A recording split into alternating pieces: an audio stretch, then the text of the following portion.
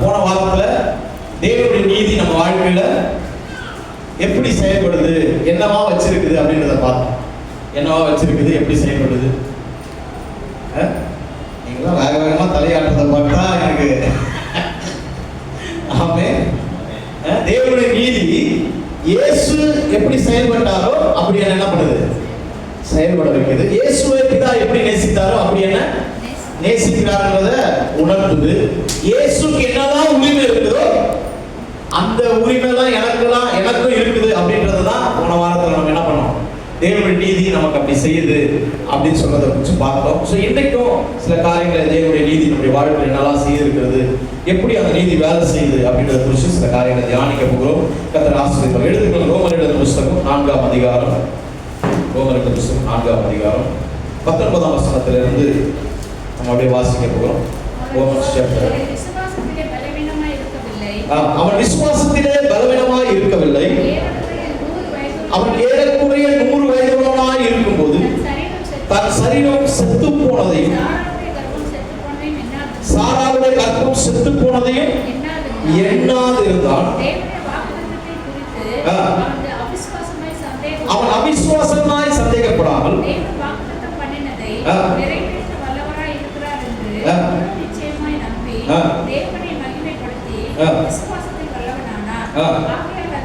ஆகையால் அது அவனுக்கு நீதியாக எண்ணப்பட்டது. அவனுக்காக மாத்திரமல்ல நமக்காகவும் எழுதப்பட்டிருக்கிறது. ஆமென். அடுத்த வார்த்தை வாசிங்க.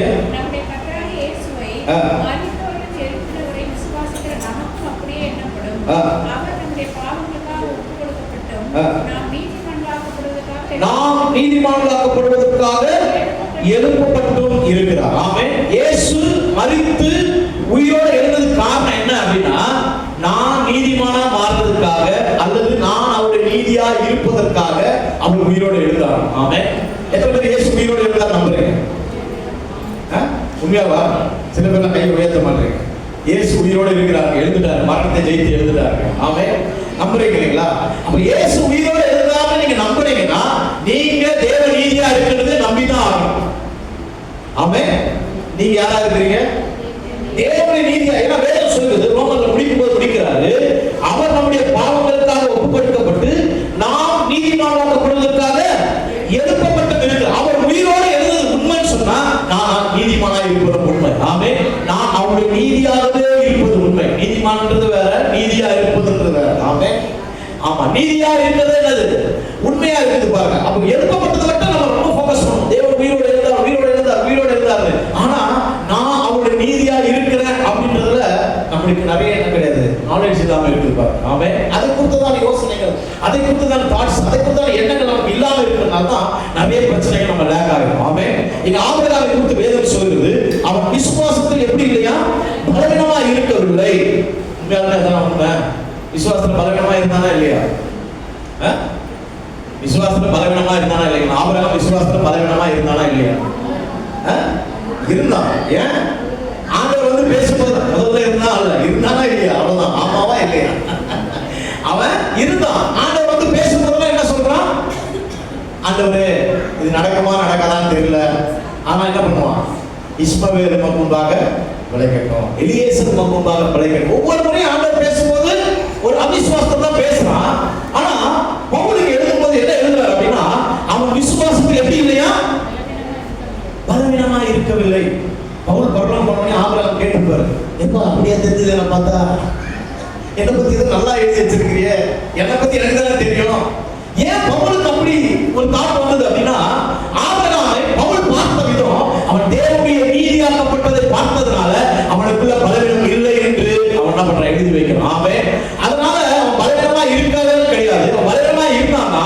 ஆனா தேவனுடைய நீதி உங்களை பார்க்கும்போது உங்க பலவீனத்தை பார்க்கறது இல்ல, நீங்க பலவான்களா இருக்கிறத தான் பார்க்குமே தவிர நீங்க தீமைக்குள்ள இருக்கிறத பார்க்காது, நீங்க நன்மைக்குள்ள இருக்கிறத தான் பார்க்குமே தவிர உங்க வாழ்க்கை நீங்க வியாதியில இருக்கிறத பார்க்காது, நீங்க சுகமா இருக்கிறத தான் பார்க்குமே தவிர அது ஒரு நாள் வியாதியில் இருக்கிற மாதிரி பார்க்கவே பார்க்காது. ஆமென். ஹல்லேலூயா.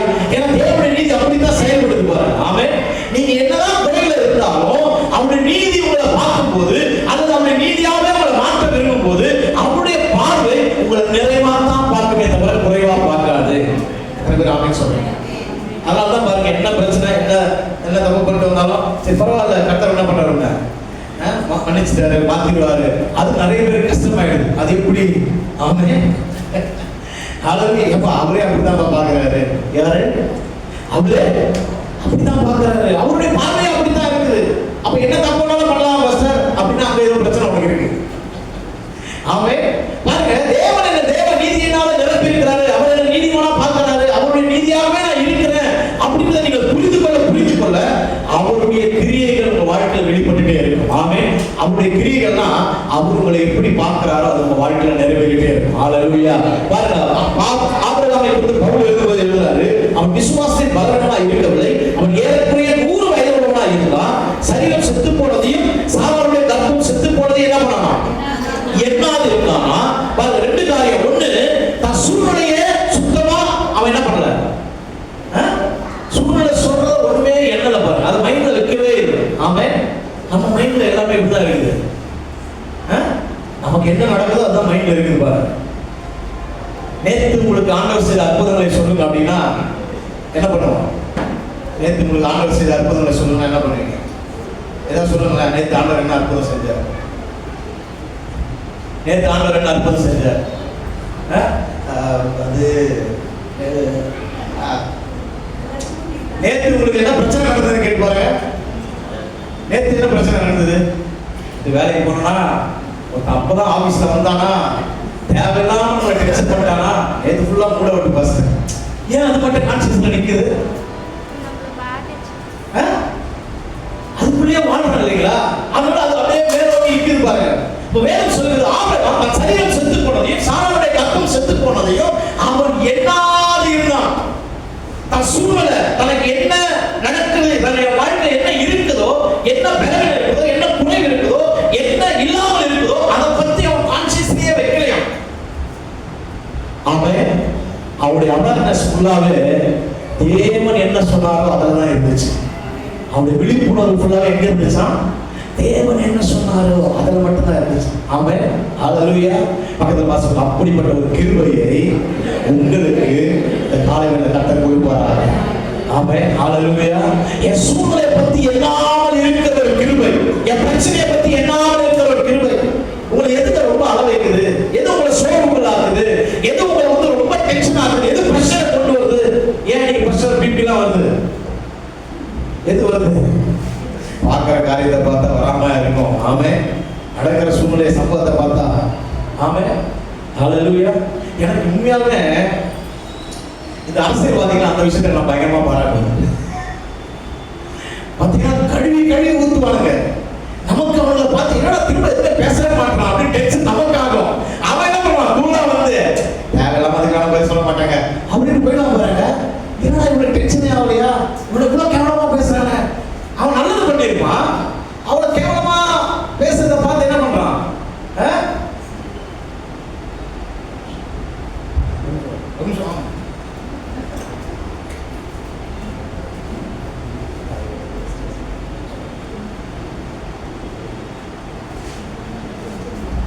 ஓகே பாருங்க, அவரு ஓகே வந்துரு வாங்க வாங்க. என்ன சொல்லிட்டு இருந்தேன்? அரசியல்வாதிகள் நீங்க பாத்தீங்கன்னா அவ்வளவு கேவலமா பேசுவாங்க. பாருங்க, பேசினா அதை வந்து திரும்ப அவன் ரியாக்ஷன் பாத்தீங்கன்னா வேற மாதிரி, அவன் ரியாக்ஷனே இருக்காது. சிம்பிளா என்ன பண்ணுவான், அதை பத்தி பேசாதீங்க விட்டு போயிடுங்க அப்படின்னு. நான் யோசிச்சேன், அவனுக்கு மனசுல ஒரு மாதிரி இருக்காதா, இவனை பத்தி தானே பேசுறான், இவனை பத்தி தானே அப்படின்னு. ஆனா நம்மளை பத்தி பேசினா என்ன மாதிரி ரியாக்ட் பண்றோம்ல நம்ம சூழ்நிலையில. ஆமே பாருங்க, நம்ம சூழ்நிலைக்கு நம்ம ரியாக்ட் பண்ணக்கூடாது. ஆனா நம்ம ஒண்ணு செய்யணும். எதுக்கு நம்ம ரெஸ்பான்ஸ் பண்ணணும் அப்படின்னா, அப்பா என்ன குறிச்சு என்ன சொல்றாரோ அதுக்கு ரெஸ்பான்ஸ் பண்ணுகிறவர்களா இருக்கணும். என்ன ஆமென் சொல்லுங்க. என் சூழ்நிலையில என் அவேர்னஸ் எப்படி இருக்கணும் அப்படின்னா, அப்பா என்ன குறிச்சு என்ன சொல்றாரு, அப்பா என்ன குறிச்சு, என் குடும்பத்தை குறிச்சு, என் பிள்ளைகளை குறிச்சு, என் சூழ்நிலை குறிச்சு, என் ஃபியூச்சர் குறிச்சு என்ன சொல்றாரு அப்படின்ற ஒரு விழிப்புணர்வு எனக்கு இருந்துச்சுன்னா நீங்க எதை குறிச்சு ரெஸ்பான்ஸ் பண்ண மாட்டீங்க. ஆனா நீங்க ரியாக்ட் பண்ணிட்டே இருக்கணும். நீங்க ரியாக்ட் பண்ண ஒரு பிரச்சனை போய் இன்னொரு பிரச்சனை வரும், இன்னொரு பிரச்சனை முளைச்சிட்டே இருக்கும். நீங்க அப்படியே வாழ்ந்துட்டு இருந்தீங்கன்னா ஒன்று சாப்பிட்டா அடுத்து வந்துடும் அப்படியே ஓடிட்டு தவிர ஒரு நாளும் உங்களுக்கு நியமிக்கப்பட்ட எல்லைக்கோ உங்களுக்கு நியமிக்கப்பட்ட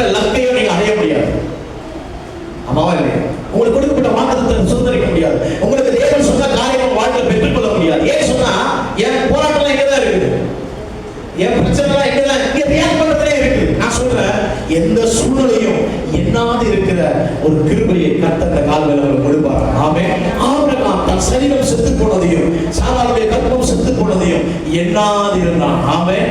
அவனுக்குள்ள வேற ஒரு காரியத்தை எண்ணிட்டு இருப்பான். அதுதான் அடுத்த வசனத்துல பவுல் எழுதுறாரு. ஃபர்ஸ்ட் எண்ணாது இருந்தான். இரண்டாவது தேவனுடைய வாக்குத்தத்தத்தை குறித்து அவன் அவிசுவாசமாய் சந்தேகப்படாமல் தேவன் எல்லாரும் சத்தமா வாசிக்க பார்க்கலாம். 21ஆம் வசனம் எல்லாம் சத்தமா. தேவன் வாக்குத்தத்தம் பண்ணினதை நிறைவேற்ற வல்லவராய் இருக்கிறார் என்று முழு நிச்சயமாய் நம்பி தேவனை மகிமைப்படுத்தி விசுவாசத்தில் வல்லவரானார். ஹல்லேலூயா. ஆமென். அந்த சூழ்நிலை என்னல தன் சரீரம் சொல்றதை என்னல, ஆனா ஒண்ணு அவன் நம்ப ஆரம்பிக்கிறான், ஒண்ணுக்கு நேரா தன் மனதை திரும்ப ஆரம்பிக்கிறான். அதுதான் பாருங்க, அங்கதான் பாருங்க தேவ நீதி வேலை செய்ய ஆரம்பிக்கும். ஆமென். அங்கதான் தேவ நீதி ஃபோர்ஸா வாழ்க்கையில அற்புதத்தை கொண்டு வருது. அங்கதான் 100 வயசுல குழந்தை பெற்ற வைக்கிறது. அங்கதான் ஈசாக்கை கொண்டு வருது. அங்கதான் வாக்குத்தத்தத்தை நிறைவேற்றுது. ஆமென். எனக்கு தேவனுடைய நீதி என் வாழ்க்கையில கிரியை செய்யணும் அப்படின்னு சொன்னா நான் சூழ்நிலையை பார்க்க கூடாது. அப்பா என்ன சொல்றாரோ அதை என் இருதயத்தில் வைக்கணும். வேதம் அப்படிதான் சொல்லுது. அவன் என்ன சொல்றான்? தேவன் வாக்குத்தத்தம் பண்ணினதை நிறைவேற்ற வல்லவராய் இருக்கிறார். சூழ்நிலை வல்லமைகள் தான் இருக்குதுன்னு சொல்லல, சூழ்நிலை பெருசா இருக்குதுன்னு சொல்லல, சூழ்நிலை ரொம்ப ஃபோர்ஸா வேலை செஞ்சுட்டு சொல்லல, ரொம்ப மோசமா போயிட்டு இருக்குதுன்னு சொல்லல, ரொம்ப அப்படியே வாட்டி மதிக்குது அதை சொல்லல, என்ன ரொம்ப டார்ச்சர் பண்ணுதுன்னு சொல்லல. அவன் சொல்றான் அவன் வாக்குத்தத்தம் பண்ணினதை நிறைவேற்ற வல்லவராய் இருக்கிறார். ஆமென். அப்படின்னு சொல்லி முழு நிச்சயமாய் நம்பினான் அப்படின்னு சொன்னா இருதயத்துல சிந்தையில அதை மட்டுமே வச்சான். ஆமென். அதை தாண்டி ஆபிரகாம் வேற எதுவுமே இல்லை பாருங்க. அதே போல வந்து சொல்லியிருப்பாங்க, வயசாகி போச்சு எதுக்கு தேவையில்லாத வேலை, சாம என்ன பண்ணுங்க ஏதாவது பிள்ளையை தத்து எடுத்துங்க, இல்ல இஸ்மாயில் ஆசை வச்சு சொந்த பிள்ளையா வச்சுங்க, அதே பேர் சொல்லியிருப்பாங்க. ஆனா அது எல்லாத்தையும் அவன் எண்ணாமல் இருந்து வேதத்தில் வாசி முழு நிச்சயமாய் நம்பி ஒன்ன செஞ்சான், தேவனை மகிமைப்படுத்தி ஹல்லேலூயா ஆண்டவரை எக்ஸால்ட் பண்ண குளோரிஃபை பண்ண ஆரம்பிச்சான். அப்படின்னா என்னங்க, அந்த அந்த தாட் மட்டும் தேவன் பேசுறது மட்டும் மைண்ட்ல இருக்கணும், தேவன் பேசுறது மட்டும் சிந்தையில இருக்கணும்னு நினைச்சு அதை பத்தியே பேசிட்டு இருந்தானா, அதை பத்தியே சொல்லிட்டு இருந்தானா, அதுக்கு நன்றி சொல்லி ஆண்டவர் அந்த உயர்த்திட்டு இருந்தான். ஆமென். ஹல்லேலூயா. அதை பத்தியே பேசிட்டு இருந்தான். நான் சொல்றேன், உங்க வாழ்க்கையில அப்பா உங்களுக்கு என்ன சொல்றாரோ அதுக்கு ஓகே சொல்றீங்க பாத்தீங்களா, அதுதான் தேவ நீதி. அது உங்க வாழ்க்கையில நிறைவேறும். ஆமென். ஹல்லேலூயா. அந்த நீதி உங்க வாழ்க்கையில கிரியை செய்ய ஆரம்பிக்கும். ஆமென். அது உங்க வாழ்க்கையை ரெஸ்டோர் பண்ண ஆரம்பிக்கும். அது உங்க வாழ்க்கையை திரும்ப கட்ட ஆரம்பிக்கும். அது உங்க வாழ்க்கையை மறுசீரமைக்க ஆரம்பிக்கும். அது உங்க வாழ்க்கையில இல்லாதவர்களை கொண்டு வர ஆரம்பிக்கும். எத்தனை பேர் ஆமென் சொல்றீங்க? எனக்கு அப்பா ஒரு காரியத்தை சொல்லி இருக்கிறாரு, அதை நான் பிடிச்சுக்கிறேன். நீங்க அப்படி ஃபோக்கஸ் பண்ணி போக ஆரம்பிக்கும் போது தான் அது எதிர்மறையா நடக்க ஆரம்பிக்கும். ஆமென். ஆபிரகாமுக்கு வந்து வாக்குத்தத்தமே எப்பதான் கிடைக்குது? 75 வயசுல தான் சொல்றாரு, நான் உனக்கு ஒரு பிள்ளையை தருவேன். 75 வயசுல கர்ப்பம் தரிக்கிற வயசா, சாராளுக்கு 65 வயசுல வச்சுங்க, கர்ப்பம் தரிக்கிற வயசா அது. அப்பதான் ஆண்டவர் வாக்கு கொடுக்கிறார். யோசேப்புக்கு வந்து ஒரு சொப்பனத்தை கொடுக்கிறாரு, இப்படிதான் வாழ்க்கை இருக்க போதும், ஃபியூச்சர் இருக்க போதுன்னு. அடுத்த நிமிஷமே யோசேப்பு குழிக்குள்ள கிடக்கிறான்.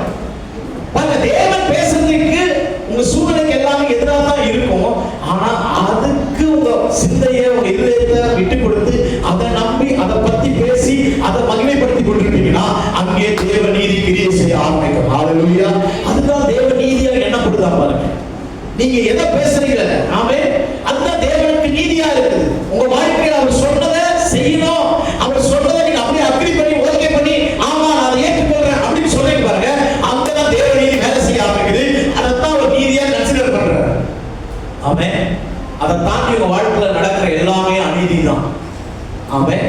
அவர் பார்வையில் என்னதுதான்? அநீதி தான். அதெல்லாம் அநீதியா இருக்கிறத நான் ஏன் கன்சிடர் பண்ணணும்? அநீதியா இருக்கிறத பத்தி நான் எதுக்கு யோசிக்கணும்? இல்லையா? ஆமாவா இல்லையா? அநீதிக்கு எனக்கு என்ன கிடையாது, சம்மதம் இல்லைன்னு வேதம் சொல்லுது. அப்ப அநீதியை பத்தி நான் எதுக்கு யோசிக்கணும்? அநீதியை பத்தி யோசிக்கிறதுக்கு ஒருத்தர் இருக்கான், என்னை சுத்தி ஆட்கள் இருக்காங்க. அநீதியை பத்தி இவன் நல்லாவே இருக்கக்கூடாதுன்னு நினைக்கிறதுக்கு யார் இருக்கா?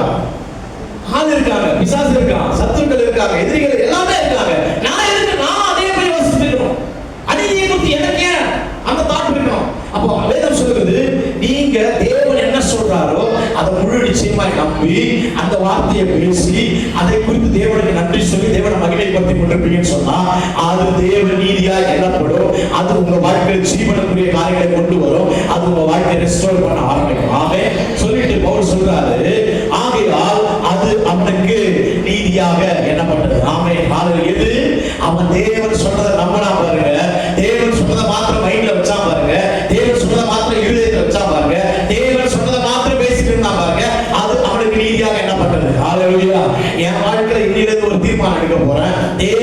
என்ன சொல்லி இருக்கிறாரோ அதை மட்டும் தான் பேச போறேன். தேவன் எனக்கு என்ன காண்பித்திருக்கிறாரோ அதை மட்டும் தான் யோசிக்க போறேன். அதை குறித்து தான் ஒரு அவேர்னஸ்ல நான் இருக்க போறேன் அப்படின்னு நீங்க முடிவு எடுத்தீங்கன்னா உங்க வாழ்க்கையிலிருந்து ஒரு மாற்றத்துக்குள்ள போக ஆரம்பிக்கும். ஆமென், ஹல்லேலூயா. பாருங்க, தாவீது பெரிய கோலியாத்துக்கு சவால் விட்டுட்டு இருக்கிறான். கோலியாத் என்ன பண்றான்? அங்கிருந்து உங்கள எவனாவது ஒருத்தன் தைரியமான ஆளா இருந்தா வந்து என்ன பண்ண, என்ன வெட்டிட்டு என்ன வீழ்த்திட்டு ஜனங்களெல்லாம் என்ன பண்ண அடிமையா மாத்திக்கிற சவால் விடும்போது அவனுடைய அந்த வார்த்தை ஜனங்களுக்குள்ள போய் இவன் கர்த்தரை நம்புறானா இல்லையோ, சாமுவேல் சொன்ன வார்த்தை நம்புறானா இல்லையோ, எல்லாரும் என்ன பண்ணாங்க, கோலியாத் வார்த்தை நம்ப ஆரம்பிச்சான். ஏன்? சவுலே சொல்றான், தாவீது வந்து நானே போனப்பா அப்படின்னு சொல்லும்போது சவுல் சொல்றான் அவன் சின்ன வயசுல யாரு யுத்த வீரன். யாரை பத்தி? கோலியாத்தை பத்தி, சத்துருவை பத்தி ரொம்ப பெருசா பேசுறப்பா. அப்ப நம்ம அவேர்னஸ்ல அதுதான் பெருசா இருக்கு, நம்ம விழிப்புணர்வுல அதுதான் பெருசா இருக்கு, அதை பத்தி தான் ரொம்ப பெருசா திங்க் பண்ணிட்டு இருக்கோம். அப்ப கோலியாத்தை பத்தி சவுல் சொல்றான், அவன் சின்ன வயசுல யுத்த வீரன், அவன் கையில இருக்க பட்டயத்தை பாத்தியா, அவன் தலையில இருக்க தலைச்சிராவை பாத்தியா, அவன் மார்புல போட்டிருக்க மார்க்கவசத்தை பாத்தியா, அதெல்லாம் எத்தனை கிலோ தெரியுமா, அவன் கூட போய் எப்படி யுத்தம் பண்ண போற. ஆனா தாவீது அது எதையுமே உள்ள விடவே இல்லை. ஆமென், சொல்லுங்க, அது எதையுமே தாவீது ஆக்சன் பண்ணி சொல்லுங்க, அது எதையுமே தாவீது உள்ள விடவே இல்லை. அதுக்கு அவன் ஷீல்டு போட்டான், அதை தடுத்து நிறுத்திட்டான். சவுல் வார்த்தை வரும்போது அது எனக்குரிய இல்ல, நீ வேணா வச்சுக்க, நீ வேணா உன் மைண்ட்ல வச்சுக்க, உன் சிந்தையில வச்சுக்க, உன் பேச்சுல வச்சுக்க, உன் எண்ணத்துல வச்சுக்க, உன் இருதயத்துல நீ வச்சுக்க. ஆனா நீ சொல்ற கதையை நான் வைக்க மாட்டேன். எனக்குள்ள ஒரு அவேர்னஸ் இருக்குது, எனக்குள்ள ஒரு விழிப்புணர்வு இருக்குது, எனக்குள்ள ஒரு பராக்கிரமசாலி இருக்கிறாரு, எனக்குள்ள ஒரு சேனையை கர்த்தர் இருக்கிறாரு, எனக்குள்ள ஒரு யுத்த வீரர் இருக்கிறாரு. அவர் ஒருபோதும் தோற்று போகாதவர். அவர் எனக்கு முன்னாடி இருக்கிற கோலியாத்தை எப்படியும் ஜெயிக்க உதவி செய்வார். அவர் எனக்கு வெற்றி தருவார். நான் கரடியை எப்படி மேற்கொண்டேனோ, சிங்கத்தை எப்படி தோற்கடித்து சிங்கத்தின் வாயிலிருந்து கரடி வாயில் ஆட்டை கொண்டு வந்தேனோ, அதை போலவே இந்த கோலியாத்தை வீழ்த்தபடிக்கான பலனை கொடுக்கிற ஒரு பராக்கிரமசாலி எனக்குள்ள இருக்கிறபடினால அவர் எனக்கு நிச்சயம் இந்த கோலியாத்தை வீழ்த்த உதவி செய்வார். ஆமென். அந்த அவேர்னஸ்குள்ள இருந்தாங்க. நம்ம ஒரு முடிவு எடுக்கும் போது தான் 4 சஜஷன் வரும். ஆண்டவரோடு நம்ம நடக்கணும், நம்ம தான் நிறைய காரியங்கள் நம்ம அப்படியே சொல்லுவோம். நடக்கவா போற, பார்த்துக்க. நீ ஒண்ணும் இல்லை, நீங்க ரொம்ப சபையோட இன்வால்வ் ஆகும் போதெல்லாம் பாருங்களேன், சபையோட ரொம்ப இன்வால்வ் ஆகி ஏதாவது செய்யணும் அப்படின்னு நினைக்கும் போதெல்லாம் உங்களுக்கு நேரம் சில குரல் வரும், பார்த்து நடந்துக்க, ரொம்பலாம் போய் செஞ்சிடாத, ரொம்பலாம் ஏன்னா பட்டுப்படாம இருந்துங்க. இந்த குரலுக்கெல்லாம் செவி கொடுக்காது. ஆவிக்குரிய வாழ்க்கையா அது கொஞ்சம் ரொம்பலாம் எடுத்த உடனேலாம் அப்படிலாம் போயிடாத, கிராஜுவலா. ஆமென், அப்படிலாம் கிடையவே கிடையாது. நீங்க தேவனோட நடக்க ஆரம்பிச்சிட்டீங்கன்னா, நீங்க தேவ நீதி ஆகிட்டீங்கன்னா, நீங்க தேவனை போலவே செயல்பட முடியும். என்ன பேர் ஆமென் சொல்றேன். பென்சன் இடபோசா அப்படின்னு சொல்லிட்டு ஒரு ஆப்பிரிக்கால ஒரு மனுஷன், பென்சன். ஆமா, இடபோசா சமோசா என்ன பாஸ்தா சொல்றேன். நல்ல ஒரு மனுஷன். பாருங்களா, ஒரு முதல் சர்ச்சுக்கு போறாரு, ஒரு ஏஜ் சர்ச்சுக்கு போறாரு. அங்க ஆப்பிரிக்கால இருக்கிற ஒரு ஏஜ் சர்ச்சுக்கு போறாரு. போன உடனே அங்க ஒரு பாஸ்டர் பிரசங்கம் பண்றாரு. என்ன பிரசங்கம்? மார்க் 16ஆம் அதிகாரத்துல இருக்கிற அப்படியே லிஸ்ட் போட்டு சொல்றாரு, விசுவாசிக்கிறவர்களால் நடக்கும் அடையாளங்கள் ஆவன அப்படின்னு சொல்லிட்டு, அவர்கள் என் நாமத்தினாலே பிசாசுகளை துரத்துவார்கள், வியாதியஸ்தர்கள் கை வைத்து ஜெபம் பண்ண சுகமாவார்கள், மரித்தவர்களை உயிரோடு எழுப்புவார்கள் அப்படின்னு. உடனே அந்த வார்த்தை வந்து இந்த மனுஷனுக்கு அன்னைக்குதான் சர்ச்சுக்கு ஃபர்ஸ்ட் போயிருக்கிறார். அவர் கிறிஸ்தவர் தான், ஆனா அன்னைக்குதான் தான் இஷ்டப்பட்டு சர்ச்சுக்கு போயிருக்கிறார். போன உடனே அந்த வார்த்தை வாசிக்கும் போதே இவருக்குள்ள ஏதோ பண்ணுது. மரித்தவர்கள் கை வச்சா எழுதிப்பாங்களா? மரித்தவர்கள் கை வச்சா அந்த பாஸ்டர் மெசேஜ் எல்லாம் முடிச்சுட்டு ஜெபம் பண்றாரு. இதே வல்லமை கர்த்தருக்கு கொடுத்திருக்கிறாரு, நீங்க போய் ஜெபம் பண்ணீங்கன்னா வியாதியெல்லாம் சுகமாவாங்க, செத்து போனாங்கன்னா உயிரோடு எழுப்புவாங்க அப்படின்னு சொன்ன உடனே எல்லாம் முடிச்சு போயிட்டாங்களா. இவர் குடுக்குன்னு ஓடி வந்து பாஸ்டர் கேட்கிறாங்க, பாஸ்டர் நான் போய் செத்து போனவங்கள கை வச்சா உயிரோடு எழுதிப்பாங்களா அப்படின்னு பார்த்த உடனே என் வார்த்தைக்கு ரெஸ்பான்ஸ் பண்ண ஒரே ஒரு ஆள் நீதானா? சரி, ஓகே, ஆமா, கண்டிப்பா வேதம் சொல்லுது, நான் சொல்லல, வேதம் சொல்லுது, நீ ஜெபம் பண்ணா அற்புதம் நடக்கும்னு சொல்லி. அப்படியா?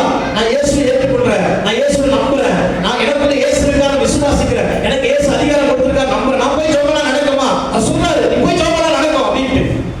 அந்த மனுஷன் சைக்கிள் வச்சிருந்தான். அப்படியே திரும்ப ஓட ஆரம்பிச்சான். சைக்கிள் எடுத்துட்டு தெருவா சுத்துறான். எதுக்கு? எவனா செத்து போய் கிடக்குறான் நான் பார்க்கலாம். சீரியஸா நடந்து நீங்க பென்சன் இடபோசா டெஸ்டிங் பண்ணி போட்டீங்கன்னா யூடியூப்லயே இருக்கும். பாத்தீங்கன்னா சுத்துறாரு. சுத்திட்டு பார்த்தா ஒரு 4-5 தெரு தள்ளி ஒரு இடத்துல ஒரு சின்ன பொண்ணு செத்து போயிருக்காங்க. எல்லாம் அழுதுட்டு இருக்காங்க. இவர் போறாரு, போய் சொன்னாரு, நான் ஜெபம் பண்ணட்டுமா? அவன் உயிரோட எழுதுவாங்க. எல்லாரும், ஏய் யாரா நீ, எல்லாரும் செத்து போய் அழுதுட்டு இருக்காங்க. இல்ல நான் ஜோமானா எழுதுவாங்க அப்படின்னு சொல்றாருன்னா யாருமே நம்ப மாட்டாங்க. போறாரு, போயிட்டு சரி ஜோமான அப்படின்னு அழுவனே கை வச்சு அந்த சிறுமி அந்த கையை பிடிச்சு, இயேசுவின் நாமத்துல நான் கேட்ட வார்த்தைப்படி எனக்குள்ள அதிகாரத்தை நான் பேசுறேன், உயிரோட எழுந்து வா அப்படின்னு உடனே செத்து போன இந்த பொண்ணு உயிரோட வந்துச்சு.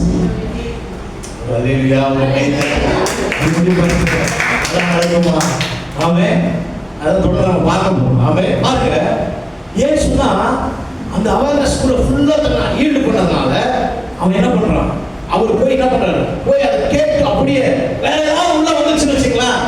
இப்ப கோலியாத்தை குறிச்சு பேசும்போது சவுலுக்கு எந்த மாதிரி தாவீதுக்குள்ள இருந்துச்சுன்னா கோலியாத்தை வீழ்த்திருக்க முடியாதா? முடியாது. ஆனா தாவீது எதையுமே உள்ள விடல பாருங்க. ஒன்னே ஒன்று மைண்ட்ல வச்சிருந்தான், சிங்கத்தின் கைக்கும் கரடியின் கைக்கும் தப்புவித்த கர்த்தர் என்னோட இன்னமும் இருக்கிறார், உயிரோடு இருக்கிறாரு.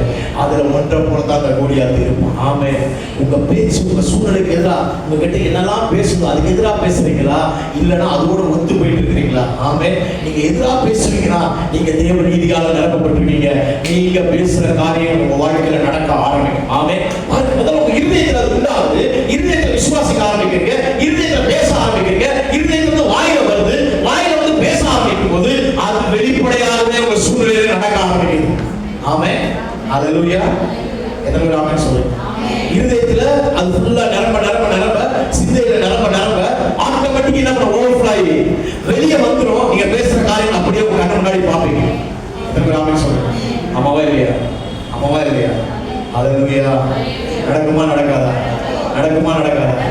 எனக்கு நடக்கும். ஆமே, ஆமே. அவேர்னஸ் மாறும்போது அற்புதம் நடக்க ஆரம்பிக்கும். எத்தனை ஆமென் சொல்லுங்க. அவேர்னஸ் மாறும்போது அற்புதம் நடக்க ஆரம்பிக்குது. ஹல்லேலூயா. நான் சொல்றேன், என் வாழ்க்கையில சிந்தையில எண்ணங்கள் இருதயத்துல மாற வெளியே நடக்குது பாருங்க. வெளியே என்ன பண்ணுது? நடக்க ஆரம்பிக்குது.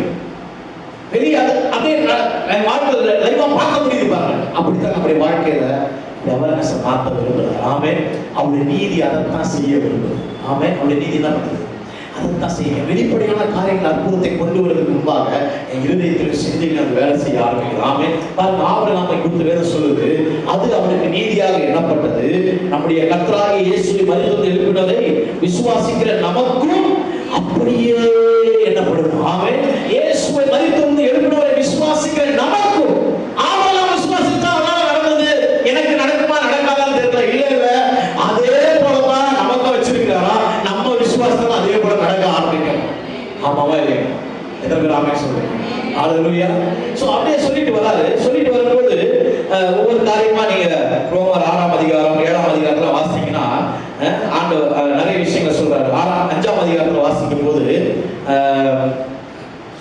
17ஆம் வசனம் 18ஆம் வசனம் வாசிக்கும் போது, ஒருவனுடைய மீறுதலினாலே ஒருவன் மூலமாய் மரணம் ஆண்டு கொண்டிருக்க கிருபையின் பரிபூரணத்தையும் நீதியாக ஈவின் பரிபூரணத்தை பெறுகிறவர்கள் இயேசு கிறிஸ்து ஒருவராலே ஜீவனை அடைந்து ஆழ்வார்கள் என்பது அதிக நிச்சயமாக. ஆகையால் ஒரே மீறுதலினால் எல்லா மனுஷருக்கும் ஆக்கினைக்கு எதுவான தீர்ப்பு உண்டானது போல ஒரே நீதியினாலே எல்லா மனுஷரும் ஜீவனை அளிக்கும் நீதிக்கு எதுவான தீர்ப்பு உண்டாயிற்று. பாருங்க, இதெல்லாம் வந்து வீட்டில் போய் நல்லா உட்காந்து படிங்க. இப்போ நான் என்ன பேசுனாலும் அது புரியாது, அந்த வார்த்தை படித்தாலும் புரியாது. ஆமா இல்லையா? என்ன சொல்லியிருக்குன்னா, ஒருத்தர் தப்பு பண்ணதுனால, ஆதாம் தப்பு பண்ணதுனால, அவருடைய மீறுதலினால, பாவத்தினால மரணம் என்ன பண்ணுச்சு? உலகத்துக்குள்ள பிரவேசிச்சு. ஆனா ஒருத்தருடைய கீழ்ப்படிதல்னால, அவருடைய கிருபையினால, அவருடைய இரக்கத்தினால, அவருடைய ஈவினால, நீதியாகிய ஈவினால எனக்கு ஜீவன் வந்துருச்சு. ஆமென். ஒருத்தர் தப்பு பண்ணா அவனுடைய மீறுதலினால, பாவத்தினால என்ன வந்துச்சு? மரணம். ஆதாம் மூலமா மரணம் வந்துச்சு. இயேசுவுடைய நீதியினால, அவருடைய கீழ்ப்படிதலினால எனக்குள்ள என்ன வந்துச்சு? ஜீவன். ரெண்டு காரியங்களை முன்னாடி வச்சிருக்கிற ஆண்டவர். தப்பு பண்ணதால இதெல்லாம் நடந்துச்சு அப்படின்னு நீங்க நினைக்கிற போது வேதம் சொல்லுது, இல்ல அந்த தப்பு எல்லாம் ஆக்கினத்துக்கு போகுது. ஆக்கினத்துக்குனா மரணத்தை சொல்லுது. அதுதான் தண்டனை வந்துச்சு. ஆக்கினத்துக்கு மரணம் வந்துச்சு. ஆக்கினத்துக்குனா மரணம், தண்டனை, அதுதான் பாருங்க. அப்போ மரணம் வந்துச்சு, மரணத்தின் கிரியைகள் வெளிப்பட ஆரம்பிச்சது. ஆனா இப்போ இயேசுவாகிய நீதியை நான் ஏற்றுக்கொள்ளும் போது, இயேசுவை நான் விசுவாசிக்கும் போது, அவர் என்னோட கூட இருக்கிறாரு. அவருடைய ரத்தம் என்ன சுத்திகரிச்சிருக்குது. அவர் எனக்காக எல்லாவற்றையும் செய்து முடித்திருக்கிறாரு.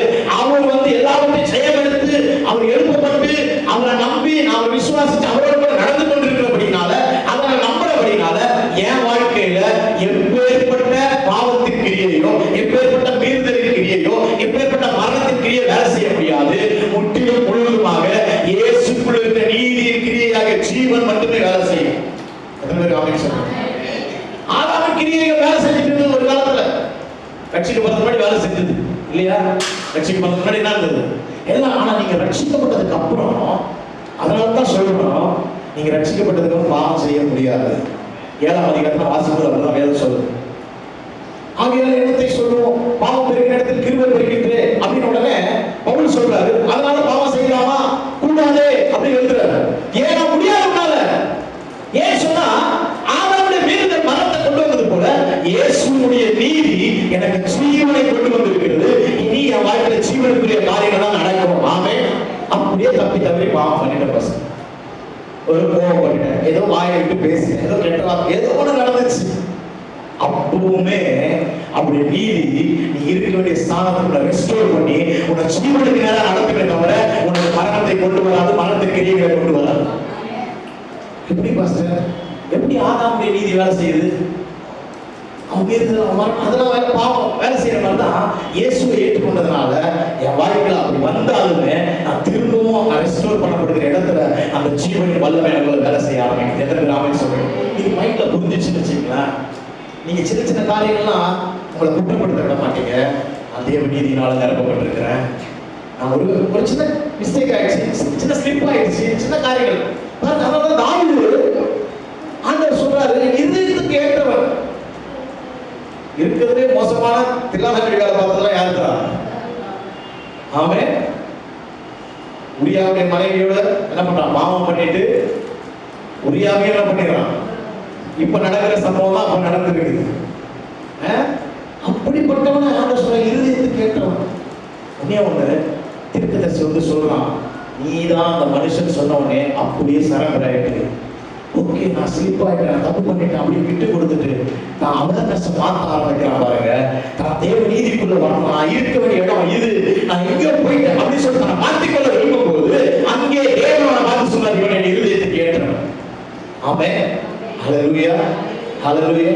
நீங்க அப்படித்தான் தேவ நீதியால் கட்டப்படுவீங்க பாருங்க. வேற எந்த விதத்துல பாவத்துக்கு விடுதலை பெற முடியாது. வேற எந்த வழியிலுமே தேவ நீதியை புரியாம பாவத்துக்கு விடுதலை கிடையாது. ஆமென். என் வாழ்க்கையில் நிறைய அடிக்ஷன்ஸ் இருந்துச்சு. ஆனா என்னைக்கு தேவ நீதி எனக்கு புரிய ஆரம்பிச்சோ அங்கிருந்து எல்லா அடிக்ஷனும் என்னை விடுதலை ஆகிட்டாங்க. ஆமென். இவன் சொல்ல போனா ரட்சிக்கப்பட்டதுக்கு அப்புறம் தான் ரொம்ப ஏன்னா நான் ரட்சிக்கப்பட்டு நான் நேரும்போது ஒரு பாஸ்டர் வந்துட்டார். அவர் எதுக்கு வந்தாருன்னே தெரியல. வந்து நின்று, தம்பி ஆனசனம் விட்டு கரை ஏறின உடனே இயேசுக்கு சத்தம் கேட்டப்ப எனக்கு சத்தம் கேட்குது, தம்பி இப்பதான் நீ கேர்ஃபுல்லா இருக்கணும், இனிமேல் தான் நிறைய பாவம் பண்ணுவ, வாய்ப்புகள் வரும் அப்படின்னு உடனே அது மைண்ட்ல போய் உட்காந்துச்சு பாருங்க. ரட்சிக்கப்படுறதுக்கு முன்னாடி பண்ணதை விட ரட்சிக்கப்படுறதுக்கு ஞானஸ்தானம் எடுத்ததுக்கு அப்புறம் பண்ணது தான் அதிகம். ஆனா தேவ நீதி புரிய ஆரம்பிச்சதுக்கு அப்புறம் என் வாழ்க்கையில டோட்டலா எல்லாரும் தாண்ட விடுதலை ஆகியிருக்கேன். இன்னைக்கு நான் தைரியமா சொல்ல முடியும். ஆமென். என்னுடைய எல்லா காரியமும் என் ஒய்ஃபுக்கு தெரியும், எல்லாத்தையும் சொல்லியிருக்கேன். என் மைண்ட்ல வர தாட்ஸ் கூட சொல்லுவேன். ஆமென். இப்படிலாம் யோசிக்க, இப்படிலாம் நினைக்கிறேன், இப்படிலாம் வருது, அந்த அளவுக்கு ஃப்ரீடமா இருக்கிறேன், உண்மையா இருக்கிறேன். ஆமென். ஏன் சொன்ன தேவ நீதி அந்த இடத்துல அவ்வளவு விடுதலை கொடுக்குது. ஆமென். அவ்வளவு கான்ஃபிடென்ட் கொடுக்குது, அவ்வளவு தைரியத்தை கொடுக்குது, நம்பிக்கையை கொடுக்குது. ஓகே, அவர் என்ன எப்படி நேசிக்கிறார், அவர் என்ன எப்படி அன்பு செய்யறார், அவர் என்ன அவரை கைவிடல, என்ன மரணத்துக்கு நேரம் விட மாட்டாரு அப்படின்னு. ஆமென். சோ அப்படியே டெவலப் பண்ணி பவுல் எழுதிட்டே வராது. எழுதிட்டே வந்து 8ஆம் அதிகாரத்துல 1ஆம் வசனத்துல இப்படி வாசிக்கிறோம், ஆனபடியால் கிறிஸ்து இயேசுவுக்கு உட்பட்டவர்களாக இருந்து மாம்சத்தின்படி நடவாமல் ஆவியின்படி நடக்கிறவர்களுக்கு என்ன இல்லைங்களா? நான் சொன்ன ஆக்கினை திருப்பினா மரணம் சொன்னேன். கிறிஸ்து இயேசுவுக்கு உட்பட்டவர்களாக இருந்து நீங்கள் நான் ஆவியின்படி நடக்கும் போது நமக்கு மரணம் இல்லையா? ஹல்லேலூயா. எத்தனை நாமே சொல்றீங்க? அப்படின்னா மரணத்தின் கிரியை எதுவுமே வாழ்க்கையில் வேலை செய்ய முடியாது, மரணமும் வேலை செய்ய முடியாது. எத்தனை நாமே சொல்றீங்க? உங்க சரீரத்தில் வேலை செய்ய முடியாது. வியாதி என்னுடைய கிரியை, வியாதி என்னுடைய கிரியை, மரணத்தின் கிரியை. தரித்திரம் என்னுடைய கிரியை, கடன் என்னுடைய கிரியை, சமாதானம் இல்லாத என்னுடைய கிரியை. நான் இப்போ விடுதலையாக்கப்பட்டிருக்கிறேன். ஆனபடியால் கிறிஸ்து இயேசுவுக்கு உட்பட்டவர்களாக இருந்து நான் இப்போ கிறிஸ்து இயேசுக்குள்ள வந்துட்டேன், அவருக்குள்ள நீதி ஆயிட்டேன், அவருடைய நீதியால நிரப்பப்பட்டிருக்கிறேன். அப்படினால என் அவேர்னஸ் ஃபுல்லாவே நான் மரணத்துக்குரியவன் அல்ல, நான் ஆக்கினை தீர்ப்புக்குரியவன் அல்ல, நான் மீறுதலுக்குரியவன் அல்ல, நான் தண்டனைக்குரியவன் அல்ல, நான் விடுதலையாக்கப்பட்டிருக்கிறேன். வேதம் அப்படிதான் சொல்லுது பாருங்க. எல்லாரும் சேர்ந்து அந்த 8:1 மட்டும் வாசிக்க பாருங்க. ஆனபடியால் கிறிஸ்துவுக்குட்பட்டவர்களாய் இருந்து மாம்சத்தின்படி நடவாமல் ஆவியின்படி நடக்கிறவர்களுக்கு மரணம் இல்லை. ஆமென். ஆக்கினை தீர்ப்பு இல்லை. மரணத்துக்குரிய கிரியை வேலை செய்ய முடியாது. எந்த பலவீனமும், எந்த வியாதியும், எந்த தரித்திரமும், எந்த குறையும், எந்த சமாதான கெடுதலும், எந்த சந்தோஷம் இல்லாத தன்மையும் என் வாழ்க்கையில வேலை செய்யவே முடியாது. ஆமென். அல்லேலூயா. வேலை செய்ய முடியாது. அதுதான் தைரியமா சொல்றோம். நீங்க வாழணும்னு நினைச்சா 100 வருஷம் 200 வருஷம் இருக்கும் வாழலாம். ஆமென். சில பேர்லாம் எப்போ டிக்கெட் கிடைக்க போகலாம் அப்படின்னு யோசிச்சுட்டு இருக்கேன். நீங்க வேற வாழ்ந்தது போதும், வாழ்ந்தது. அதனால இந்த பாட்டெல்லாம் நம்ம மாத்தி பாடணும். என் நாட்கள் முடிவதில்லை, என் ஜீவன் பிரிவதில்லை, என் சுவாசம் ஒழிவதில்லை, உம்மையே ஆராதிப்பேன். அது பாட்டு எப்படி வருது? என் நாட்கள் முடியும் வரை முடியாது. பக்கத்துல பாசம், உங்களுக்கு செய்ய கொடுக்கப்பட்ட வேலை, உங்களுக்கு கொடுக்கப்பட்ட வேலை முடிகிற வரைக்கும் நாட்கள் முடியாது. ஒரு வேலையை வச்சிருக்கிறார். ஆமே. அந்த வேலையை செய்யாம அவர் என்ன பண்ண மாட்டாரு. அந்த வேலையை செய்யாம நீங்க நன்மையை பார்க்காத வரைக்கும் உங்க வாழ்க்கையில எவ்வளவு தீமை பார்த்துட்டீங்க. அந்த எல்லா தீமையிலையும் நீங்க நன்மையை பார்க்கிற வரைக்கும் உங்க வாழ்நாள் முடியும். எத்தனை கிராமம் சொல்றீங்க? ஹல்லேலூயா. நீங்க ஓகே சொல்லி ஓகே ஆண்டவரே வரேன் அப்படின்னாதானே தவிர உங்க வாழ்க்கையில மரண கிரியை செய்ய முடியாது. அதுதான் வசனம் சொல்லுது. நீங்க ஓகே சொல்லணும். மரணத்துக்கு என்ன பண்ணணும்? ஓகே ஆண்டவரே எல்லாம் முடிஞ்சிச்சு. பவுல் சொன்னாங்கல்ல, நான் இங்க இருக்கிறது ஆசையா தான் இருக்குது, இருந்தாலும் இங்க இருக்கிறத விட அங்க இருக்கிறது எனக்கு. இப்ப பவுல் யோசிப்பாரு, தேவையில்லாம சொல்லிட்ட போல அங்கே இருக்கு. இப்ப பவுல் அங்க இருக்கிறதுனால யாருக்கு என்ன பிரயோஜனம் சொல்லுங்க? பவுல் அங்க இருக்கிறதுனால யாருக்கு என்ன பிரயோஜனம்? எத்தனை பேருக்கு பரலோகம் போகணும்னு ஆசை?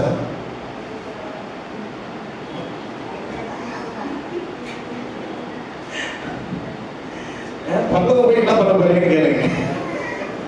அங்க போக வேண்டிய நேரத்துல போனா போதும். ஆமென். ஹல்லேலூயா. பவுல் இங்க இருந்திருந்தாருன்னா எல்லாரும் 10 தேசத்தை மாத்தி இருப்பாரு. ஆனா அவர் என்ன பண்ணிட்டார்? ஆசைப்பட்டார், நான் இங்க இருக்கிறது அங்க போனா நல்லா இருக்கு. இப்ப அங்க போய் ஃபீல் பண்ணிட்டு இருப்பாரு, சரி இருந்திருக்கலாம் போல இன்னும். ஆமென். ஹல்லேலூயா. ஆமென். ஏன்னா நம்மளை கொண்டு செய்ய வேண்டிய வேலை நிறைய இருக்கு. ஆமென். ஏன் நம்மளை தேவ நீதியை பத்தி அறிய வைக்கிறார்னா, நீங்க தேவ நீதியை வெளிப்படுத்தும் போது, நீங்க தேவ நீதியா இருக்கிறத உங்க வாழ்க்கையில் அனுபவிக்கும் போது உங்களை சுற்றி உள்ளவர்கள் உங்க வாழ்க்கையில வெளிச்சத்தை பார்க்க ஆரம்பிப்பார்கள். ஹல்லேலூயா. அப்ப தேவனை அவர்கள் அறிந்து கொள்வார்கள். எத்தனை பேர் ஆமென் சொல்லுங்க? அப்படித்தான் தேவனை அறிந்து கொள்ள முடியும். வேற ஏதாவது எப்படி அறிந்து கொள்வீங்க? போயிட்டு முன்னாடிலாம் சுவிசேஷம் நாங்களாம் சொல்லியிருக்கோம், இன்றைக்கு மரித்தால் எங்கே போடுவாய்? காலையில 7 மணிக்கு அவன் பஸ்ல ஏறி வேகமா போய் உட்கார்ந்து இருப்பான். வேலைக்கு போறதுக்கு டென்ஷன் இல்ல. ஒய்ஃபு சரியா சமைச்சு கொடுத்துருக்காது, டிஃபன் கட்டிருக்காது, சாப்பிட்டுருக்க மாட்டான். வந்து அவனுக்கு இன்றைக்கு மரித்தால் எங்கே போவாய் அப்படின்னா அவன் வந்து என்னடா நானே காலையில டென்ஷன். அது உள்ள சுவிசேஷம். உன் வாழ்க்கையில தேவன் நீ வாழ்வதற்கு என்ன செஞ்சிருக்கிறார், இந்த பூமியில சுகமாய் வாழ்வதற்கு என்னெல்லாம் வச்சிருக்கிறார், இந்த பூமியை நல்லபடியா மாற்றத்துக்கு என்னெல்லாம் வச்சிருக்கிறார், அதுதான் சுவிசேஷம். எத்தனை பேர் ஆமென் சொல்லுங்க? ஆமென். அப்ப தேவ நீதி எனக்கு சொல்லி தருது, மரணத்துக்குரிய எல்லா காரியத்தையும் விடுதலை ஆக்கி இருக்கிறார். அதான் சொல்றோம், வியாதி உங்க வாழ்க்கையில பெரிய செய்ய முடியாது. தலைவணும் சின்ன தலைவலி தானே பாஸ்டர், நோ சொல்லுங்க. சின்ன தலைவலி இருந்தா என்ன பண்ணணும்? அதை வந்து பண்ணி வீட்டுக்கு வந்து எப்படி துரத்துமோ அப்படி துரத்தணும். தலைவலி தானே அப்படின்னு அக்செப்ட் பண்ணவே கூடாது. பாடி அக்செப்ட் பண்ணவே கூடாது. அந்த விஷயத்துல ஆண்டவர் பெரிய கிருபை கொடுத்திருக்காரு. அவன் எதுனாலுமே சரி டக்குனு அப்படி ஒரு ஏதாவது அப்படி பெயினோ அப்படி எதை வந்தாலுமே இது எனக்கு வரக்கூடாது அப்படின்னா ஆட்டோமேட்டிக் காணாம போயிடுது. ஆமென். ஹல்லேலூயா. எத்தனை பேர் ஆமென் சொல்லுங்க? எத்தனை பேர் ஆமென் சொல்லுங்க? அந்த கிருபை கடவுளுக்கு நன்றி செய்வாங்க. ஆமென். பாருங்க, ரோமர் 8:11 வாசிக்கிறோம். அன்றியும் இயேசுவை மரித்தோரில் எழுப்பினுடைய ஆவி உங்களில் வாசமாயிருந்தால், கிறிஸ்துவை மரித்தோரில் எழுப்பினவர் உங்களில் வாசமாயிருக்கிற தம்முடைய ஆவியினாலே சாவுக்கேதுவான உங்கள் சரீரங்களையும் என்ன பண்ணுவாரா? உயிர்ப்பிப்பார். ஹல்லேலூயா. கிறிஸ்து இயேசுவை உயிரோடு எழுப்பின அதே ஆவியானவர் எனக்குள்ள இருக்கிறபடினால என் சரீரத்துக்குள்ளேயும் உயிர்த்ததின் வல்லமையா கிரியை செய்ய முடியும், தவிர மரணத்தின் வல்லமை கிரியை செய்ய முடியாது. ஆமென். நம்ம பேசும்போது இப்ப சில நேரத்தில் என் சரீரத்தில் ஒரு பலவீனம் இருக்குன்னு வச்சுக்கியா, நமக்கு என்ன தோணும்? ஓ அப்ப நம்ம குறைவுல இருக்கிறோமோ, இல்ல குற்றப்படுத்த சொல்லல. ஓகே, அப்ப நம்ம இதுல இருந்து விடுதலை ஆகிறதுக்கு ஒரு வழியை கர்த்தர் வச்சிருக்கிறாரு. அவருடைய நீதி என்னை விடுவிக்க போதுமானதா இருக்குது. ஆமென். பாருங்க, உங்களுக்குள்ள ஒரு ஆவியானவர் இருக்கிறார். அவர் எப்பேற்பட்ட ஆவியானவர்? அவருடைய பவர் என்ன அப்படின்னா, இயேசுவை மரித்தோரிலிருந்து எழுப்பின அதே ஆவியானவர், the same spirit அப்படின்னு பேர்ல போட்டு, அதே ஆவியானவர்.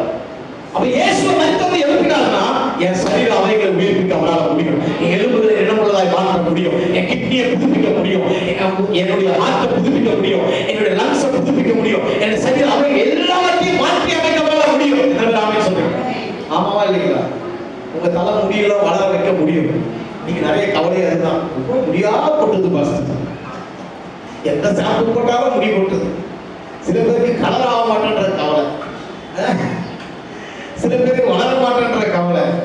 அதெல்லாம் நடக்குமா பாஸ்டர்? அதெல்லாம் இருக்கிறதே போதும். இருக்கிறது தேவனை மகிமைப்படுத்தினா போதும். ஆமென். ஹல்லேலூயா. நான் சொல்றேன், எல்லாவற்றிலுமே ஒரு வீட்டுக்கு வல்லமை கிரியை செய்ய போதுமானதா இருக்குது. ஆமென். அது வேலை செய்யும். உங்க சரீரத்துல வேலை செய்யும். உங்க சரீரத்துல வேலை செய்ய போதுமானதா இருக்கு. தேவனுடைய நீதி உங்க சரீரத்தை ரெஸ்டோர் பண்ணணும். நீங்க இருக்க வேண்டிய நிலையில உங்களை கொண்டு போய் வைக்கணும். பாருங்க, நாகமான ஒருத்தர் இருக்கான் வேதத்துல. எலிசா தீர்க்கதரிசிகிட்ட வரான்.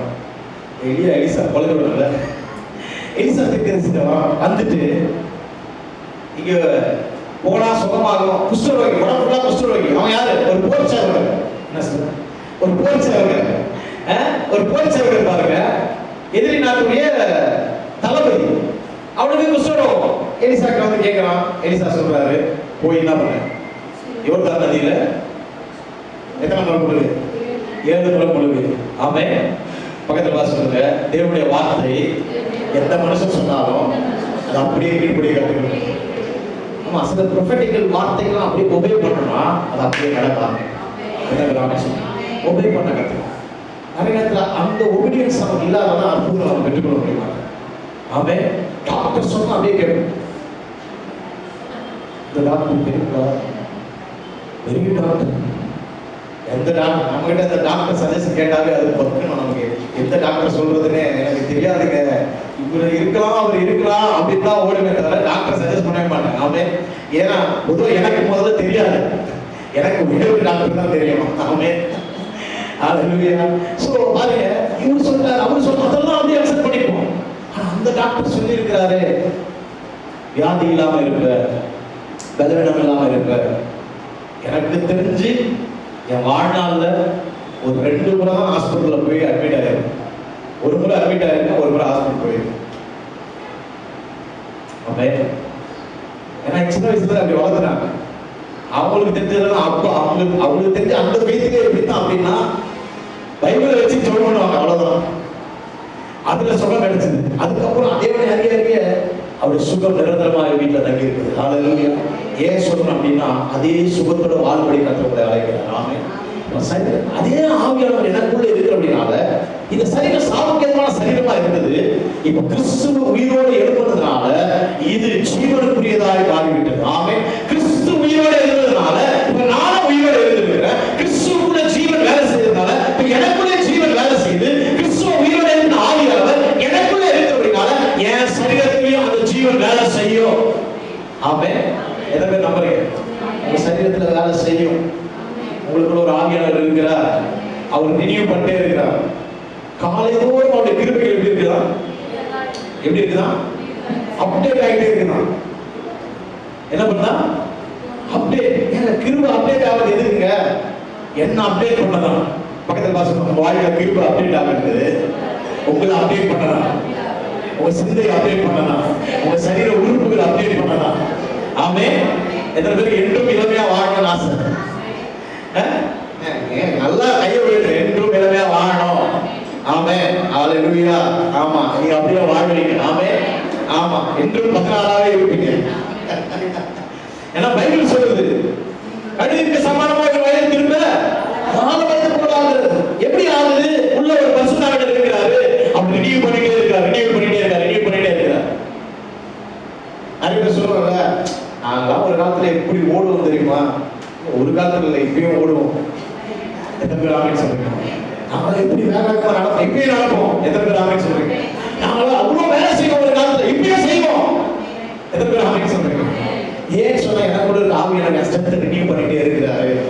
இயேசு ரிலீவ் பண்ணிட்டே இருக்கிற மாதிரி. ஆமென். இயேசு கிறிஸ்து உயிரோடு எழுந்து 33 வயசுல என்ன பண்ணார்? பரலோகத்துக்கு போனார். இப்ப இயேசுக்கு என்ன வயசு? என்ன வயசு கேட்டாதான் பாஸ்டர் தெரியும். அதே 33 வயசு தாங்க. இயேசுக்கு வயசு ஏறவும் இல்லை குறையவும். எப்படி எழுந்தவர்களுக்கு போனாரோ அப்படித்தான் திரும்ப வருவார் அப்படின்னு போட்டிருக்கு. ஆமென். அப்ப அதே வயசுல அவரால் இருக்க முடியும்னா அவருடைய நீதியை அறிந்திருக்க என் வாழ்க்கையிலும் அப்படிப்பட்ட ஒரு இளமையை அவர் எனக்கு கொடுப்பார். என் எலும்புகள் ஒன்றும் என்ன பண்றது? தேய்மானம் வரது கிடையாது. ஆமென். எத்தனை ஆமென் சொல்லுங்க. ஆமா, எவ்வளவு தூரம் நடந்தாலும் நடக்க முடியும். நீங்க என்ன கூப்பிட்டு பாருங்க, எத்தனை கிலோமீட்டர் நடக்கலாம் வாங்க. நான் நடந்து ரொம்ப நாள் ஆனாலுமே நடக்க ஆரம்பிச்சேன்னா நான் பாட்டு நடந்து போயிட்டே இருக்கேன். சில பேர் கொஞ்ச நாள் நடந்துட்டு நடக்காம விட்டு திரும்ப நடக்க ஆரம்பிச்சாங்கன்னா மூச்சு வாங்கிடும். பாருங்க, ஒரு நானும் ஒரு பாஸ்டரும் மாத்தாண்டத்துல ஒரு கல்யாணத்துக்கு போயிருந்தோம். அங்கே போயிருக்க கல்யாணத்துக்கு ரொம்ப டைம் இருந்தது. அதனால என்ன பண்ணாரு, ஒரு பிளான் பண்ணிட்டாரு, நம்ம ஒரு டூரிஸ்ட் பிளேஸ் வந்திருக்கோம் பாஸ்டர், அதனால ஒரு டைம் கூட வேஸ்ட் பண்ணக்கூடாது அப்படின்ட்டு. உண்மையான அந்த மனுஷனை கூட இது வரைக்கும் நான் பார்த்ததே கிடையாது. அவங்க காலையில நாங்கள் போய் இறங்கினதுல இருந்து ரிட்டர்ன் வர வரைக்கும் அவ்வளோ பிளான் சார், அவ்வளோ பிளான் பர்ஃபெக்டா அந்த ஏரியாவில் நிறைய இடத்தை சுற்றி பார்த்தோம். போட்டிக்கு போனோம், ஒரு பால் போனோம், அதுக்கப்புறம் காலையிலேயே ஒரு இடத்துக்கு அந்த தொட்டி பாலம் கூட்டு போயிட்டு பார்த்தோம். அந்த தொட்டி பாலத்துக்கு போகும்போது அவர் சொன்னார், பாஸ்டர் இந்த தொட்டி பாலத்துல கீழே இறங்கி மேலே ஏறிட்டோம்னா நம்ம எடுத்து மூச்சு வாங்காம இருந்துச்சுன்னா நல்லா இருக்குது, மூச்சு திணறாம இருந்துச்சுன்னா எடுத்து நல்லா இருக்குது, இறங்கி பார்த்துக்கலாம் அப்படின்னு சொல்லிட்டு.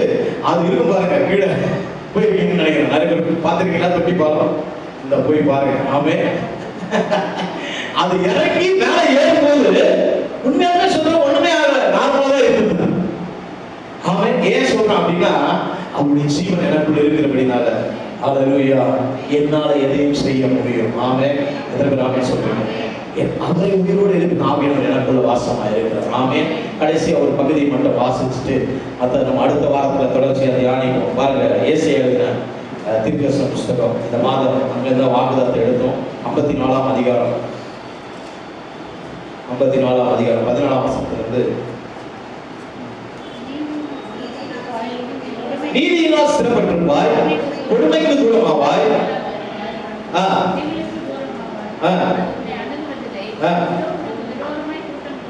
இதோ உனக்கு விரோதமாய் கூட்டம் கூடினால் என்னாலே கூடுகிற கூட்டம் அல்ல. பாருங்க, 14ஆம் வசனம் நம்ம ஏற்கனவே 1ஆம் தேதி தியானிச்ச அந்த மாசம் 15ஆம் வசனம் சொல்லுது, நீதினால ஒரு மனுஷன் ஸ்திரப்பட்டிருக்கும் போது, அவன் வாழ்க்கையில தேவ நீதி அறிந்து கொள்ளும் போது, தேவ நீதியாக இருக்கிறான் விசுவாசிக்கும் போது, இதோ உனக்கு விரோதமாய் கூட்டம் கூடினால் அது என்னாலே கூடுகிற கூட்டம் அல்ல. எவர்கள் உனக்கு விரோதமாய் கூடுகிறார்களோ அவர்கள் உன் பட்சத்தில் வருவார்கள். ஆமென். பாருங்க, எனக்கு விரோதமா ஒரு கூட்டம் எழுப்புது, எனக்கு விரோதமா ஒரு பிரச்சனை எழுப்புது, அது தேவன் கிட்ட இருந்து வரல அப்படின்றத என் மைண்ட் தெளிவா புரிஞ்சு வச்சிருக்கோம்.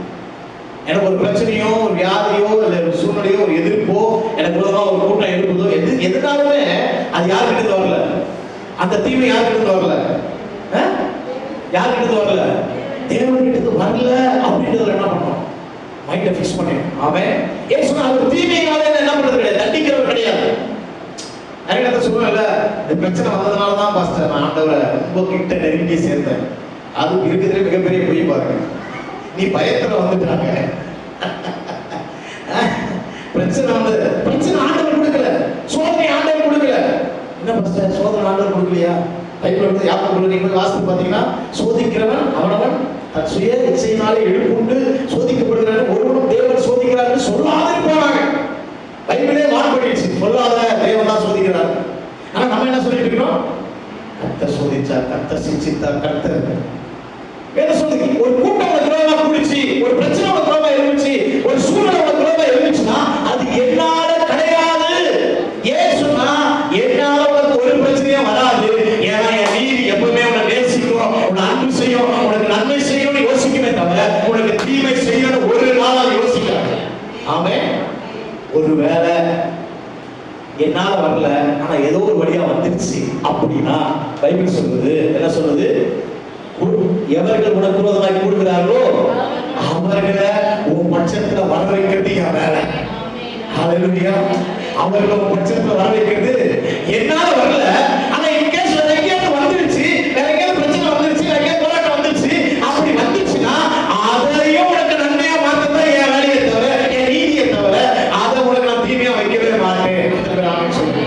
ஹalleluya. அவரிடமிருந்து நன்மையை மாத்திரமே நான் பெற்றுக்கொள்ள விரும்புகிறேன். எத்தனை பேர் சொல்றீங்க? ஹalleluya. அவர் நன்மையை மாத்திரமே எனக்கு கொடுக்க விரும்புகிறவர். என்னை பத்தி யோசிக்கும் போது நன்மையா மாத்திரமே யோசிக்கிறவர். என்னை பத்தி பார்க்கும்போது தீமையா பார்க்க மாட்டாரு. ஆமென். அவர் நன்மையா பார்க்கிற கர்த்தர். அடுத்த வசனம் சொல்றது, இதோ கரிநெறி போய் ஊதி தன் கிரியைக்கான ஆயுதத்தை உண்டு பண்ணுகிற கொல்லனையும் நான் சிருஷ்டித்தேன், கெடுத்து நிக்கிற மாத்திரவனையும் நான் சிருஷ்டித்தேன். பாருங்க, இது தப்பா போதிக்கப்படுற ஒரு வசனத்துல ஒரு வசனம். ஆண்டவர் தான் யாரை சிருஷ்டித்தாரு? அழிக்கிறவனை சிருஷ்டித்தார் அப்படின்னு சொல்லி கொடுத்துட்டாங்க. அழிக்கிறவனை சிருஷ்டிக்கல. ஆண்டவர் எல்லாரையும் சிருஷ்டித்தாரு. சிருஷ்டிக்க அவன் வேலை செய்யறதுக்கான ஒரு திறமை அவனுக்கு கொடுத்திருக்கிறார் இல்லையா? அவன் வேலை செய்யறதுக்கான ஒரு திறமையை கொடுத்திருக்கிறாரு. அந்த திறமை அவன் என்ன பண்றான்? தப்பா யூஸ் பண்றான். இதோ கரிநெருப்பை ஊதி தன் கிரியைக்கான ஆயுதத்தை உண்டு பண்ணுகிற கொல்லனையை நான் சிருஷ்டித்தேன்.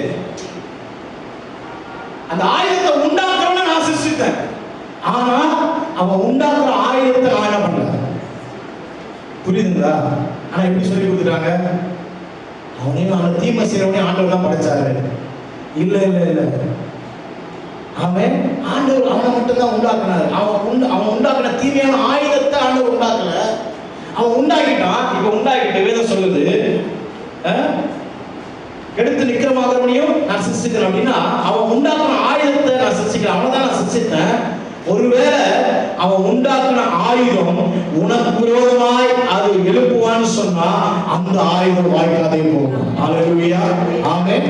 நான் அவன் சிருஷ்டிக்கல, ஆனா அவன் கையால சிருஷ்டிக்கப்பட்ட ஆயுதத்தை உன் பக்கம் திருப்பினா அது வாய்க்காமலே போகும். ஏன் சொன்னா நீ தேவ நீதியினால் நிரப்பப்பட்டிருக்கிறாய். எதை நான் சொல்றேன்? ஆமென். பாருங்க எந்த அளவுக்கு அவருடைய நீதியை நான் ப்ரொடெக்ட் பண்ணுது பாருங்க. ஆமென். அவனை நான் உண்டாக்குறேன். ஆனா அவன் உண்டாக்குற தீமையும் அவன் மைண்ட்ல ஓடுற காரியத்தை நான் உண்டாக்கல. அவனுக்கு தப்பு செய்யணும்னு தான் நான் நினைக்கிறேன். அவன் மைண்ட்ல கொடுக்கல, அவன் எண்ணத்துல கொடுக்கல. ஒருவேளை அவன் உண்டாக்குற அந்த ஆயுதம் உனக்கு விரோதமா அவன் திருப்புவான்னு சொன்னா அதை நான் வாய்க்காமல போக பண்ணுவேன். ஆமென். எல்லாம் சொல்றீங்க. ஹalleluya. எவ்வளவு சந்தோஷமா இருக்கு கேட்கும்போது. இப்படி ஒரு அப்பா எனக்கு இருக்கிறார். ஹalleluya. ஆமென்.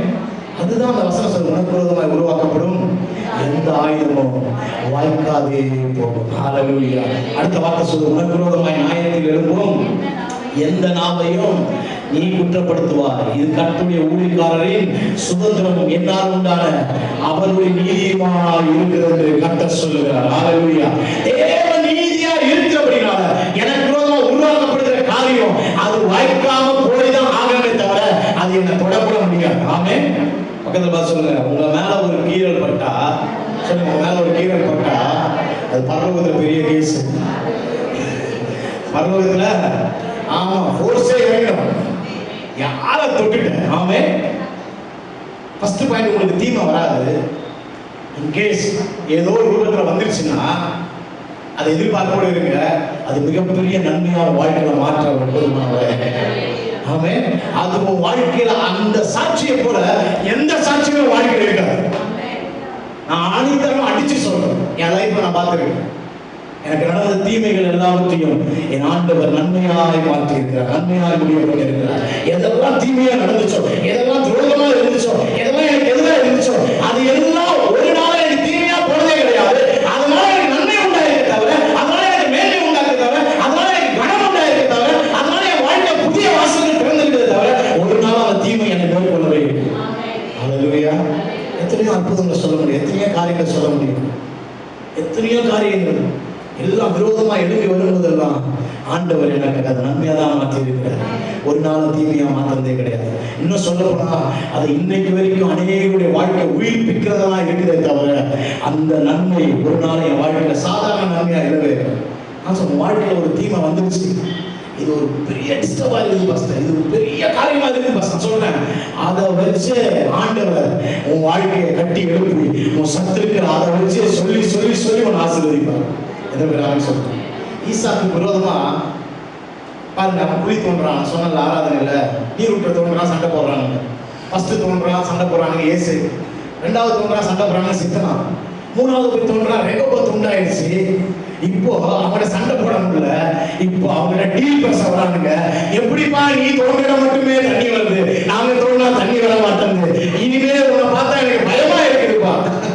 வடிவேல் காமெடி வேற ஆயிப்போச்சு. போராடலாம் வந்துடுறியப்பா, சும்மா ஒரு பேச்சுக்கு வாடாமல் கூப்பிட்டா வந்துடுறிய. அவன் உங்க வாழ்க்கை அப்படித்தான் இருக்க போகுது. என்ன சொல்றீங்க? பிசாசு உங்களை எந்த அளவுக்கு உங்களை துரத்தணும், உங்களை ஒண்ணுன்னு நினைச்சாலும் அதே காரியத்தை வச்சு அப்பா உங்களை நேர்மையா வச்சு அதை சொல்லி ஆசீர்வதிப்பார். பாருங்க, ஈசாக்கு பெலிஸ்தியர் பொறாமைப்படுற அளவுக்கு ஆசீர்வதிச்சாங்க. ஆமென். எந்த காரியத்தை அவனுக்கு கொடுக்க கூடாது, எந்த காரியம் அவனுக்கு கிடைக்கூடாதுன்னு நினைச்சாங்களோ அந்த காரியத்தை ஹைலைட் பண்ணாங்க ஆண்டவர். அதைத்தான் ரெகோபத்தா மாத்தினாங்க. இந்த நீரூற்று கிடைக்கூடாதுன்னு நினைச்சாங்க, ஆனா அதே நீரூற்றை வச்சுதான் அவனை பழுகி போக செஞ்சார். ஹல்லேலூயா. அதுதான் வாழ்க்கை சாட்சியா இருந்தது. பாருங்க, அதுதான் வாழ்க்கையில ராஜாவை கொண்டு வந்தது, ராஜாவை தேடி வர வச்சது. நீங்க 26 வீட்டுல போய் வாசித்து பார்த்தீங்கன்னா வேதத்துல வாசிக்கிறோம், ராஜாலாம் ஒரு கட்டத்துக்கு பயந்து போய் ரொம்ப இனிமேல் ஈசா கூட என்ன பண்ணான், பகை வேணாம், அவன் எது செஞ்சாலும் வாய்க்குது, எது செஞ்சாலும் நடக்குது, நம்ம செய்யற தீமையெல்லாம் அவனுக்கு நன்மையா மாறுது அப்படின்னு ராஜா போயிட்டு ஈசாக்கு வீட்டுல சாப்பிட்டுட்டு ஈசாக்கு உடன்படிக்கை பண்ணிக்கொண்டா. என்ன உடன்படிக்கை? எப்பா என்னால உனக்கு எந்த பிரச்சனையும் இருக்காது, உன்னால எனக்கு எந்த பிரச்சனையும் வராம பாத்துக்கப்பா. ஆமென். ஹல்லேலூயா. உன் சத்துரு அப்படி சொல்லக்கூடிய நாட்களுக்குள் உன்னை ஆண்டவர் கொண்டு வரார். ஆமென். என்னால உனக்கு இனி எந்த பிரச்சனையும் வராது, ஆனா உன்னால எனக்கு எதுவும் வந்துடாதபடி. ஆமென். ஹல்லேலூயா. எத்தனை ஆமென் சொல்றீங்க? ஹல்லேலூயா. அவனோட உடன்படிக்கை பண்றாங்க. இதைத்தான் ஏசாயா 60 வாசிக்கிறோம். ஆமென். இருள் பூமியை என்ன பண்ணுமா, மூடும். காரியம் என்ன பண்ணுமா, உலகத்தை மூடும். ஆனாலும் உண்மையில என்ன பண்ணுமா, உண்மையில் கர்த்தர் உதிப்பார், அவருடைய மகிமை உண்மையில் காணப்படும். உதிக்கிற உன் வெளிச்சத்தினத்திற்கு ஜாதிகளும், உதிக்கிற உன் ஒளியிடத்திற்கு ராஜாக்களும் நடந்து வருவார்கள். ஆமென். உன் வாழ்க்கையில தேவன் உனக்கு வந்த தீமையை நன்மையா மாத்தது எப்படி இருக்குன்னா, உன்னை தேடி ராஜாக்கள் வந்து உங்ககிட்ட கேட்பாங்களா, எப்படி நடந்தது. நீ அப்பதான் யோசிப்பீங்க, இது நடந்தது நல்லதுக்காக தான். எத்தனை பேர் ஆமென் சொல்றீங்க? எனக்கு தீமை வராது, ஆனா வந்துருச்சுன்னா அதை வச்சே கர்த்தர் என் வாழ்க்கையை மேன்மைப்படுத்துவார், அதை வச்சே என் வாழ்க்கை கர்த்தர் எல்லாரும் அறியபடி கனப்படுத்துவார். எத்தனை பேர் நம்புறீங்க? எத்தனை பேர் நம்புறீங்க? ஹல்லேலூயா. அப்பதான் பிசாசு யோசிக்குமா, இவனை தொட்டிருக்க கூடாது, அவனே இவனை தொட்டது தப்பா போச்சு. ஹல்லேலூயா.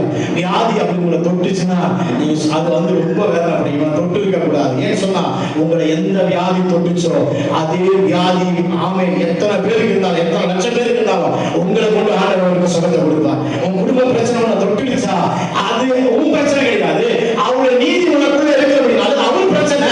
ஏன் பிள்ளையை தொட்டுட்டியா, அதை வச்சு எத்தனை குடும்பங்களை கட்டி எழுப்புவார். எத்தனை பேர் ஆமென் சொல்றீங்க? எத்தனை வாழ்க்கையை மாற்றுவார். ஆமென். அதுதான் அப்பா செய்யற நீதி.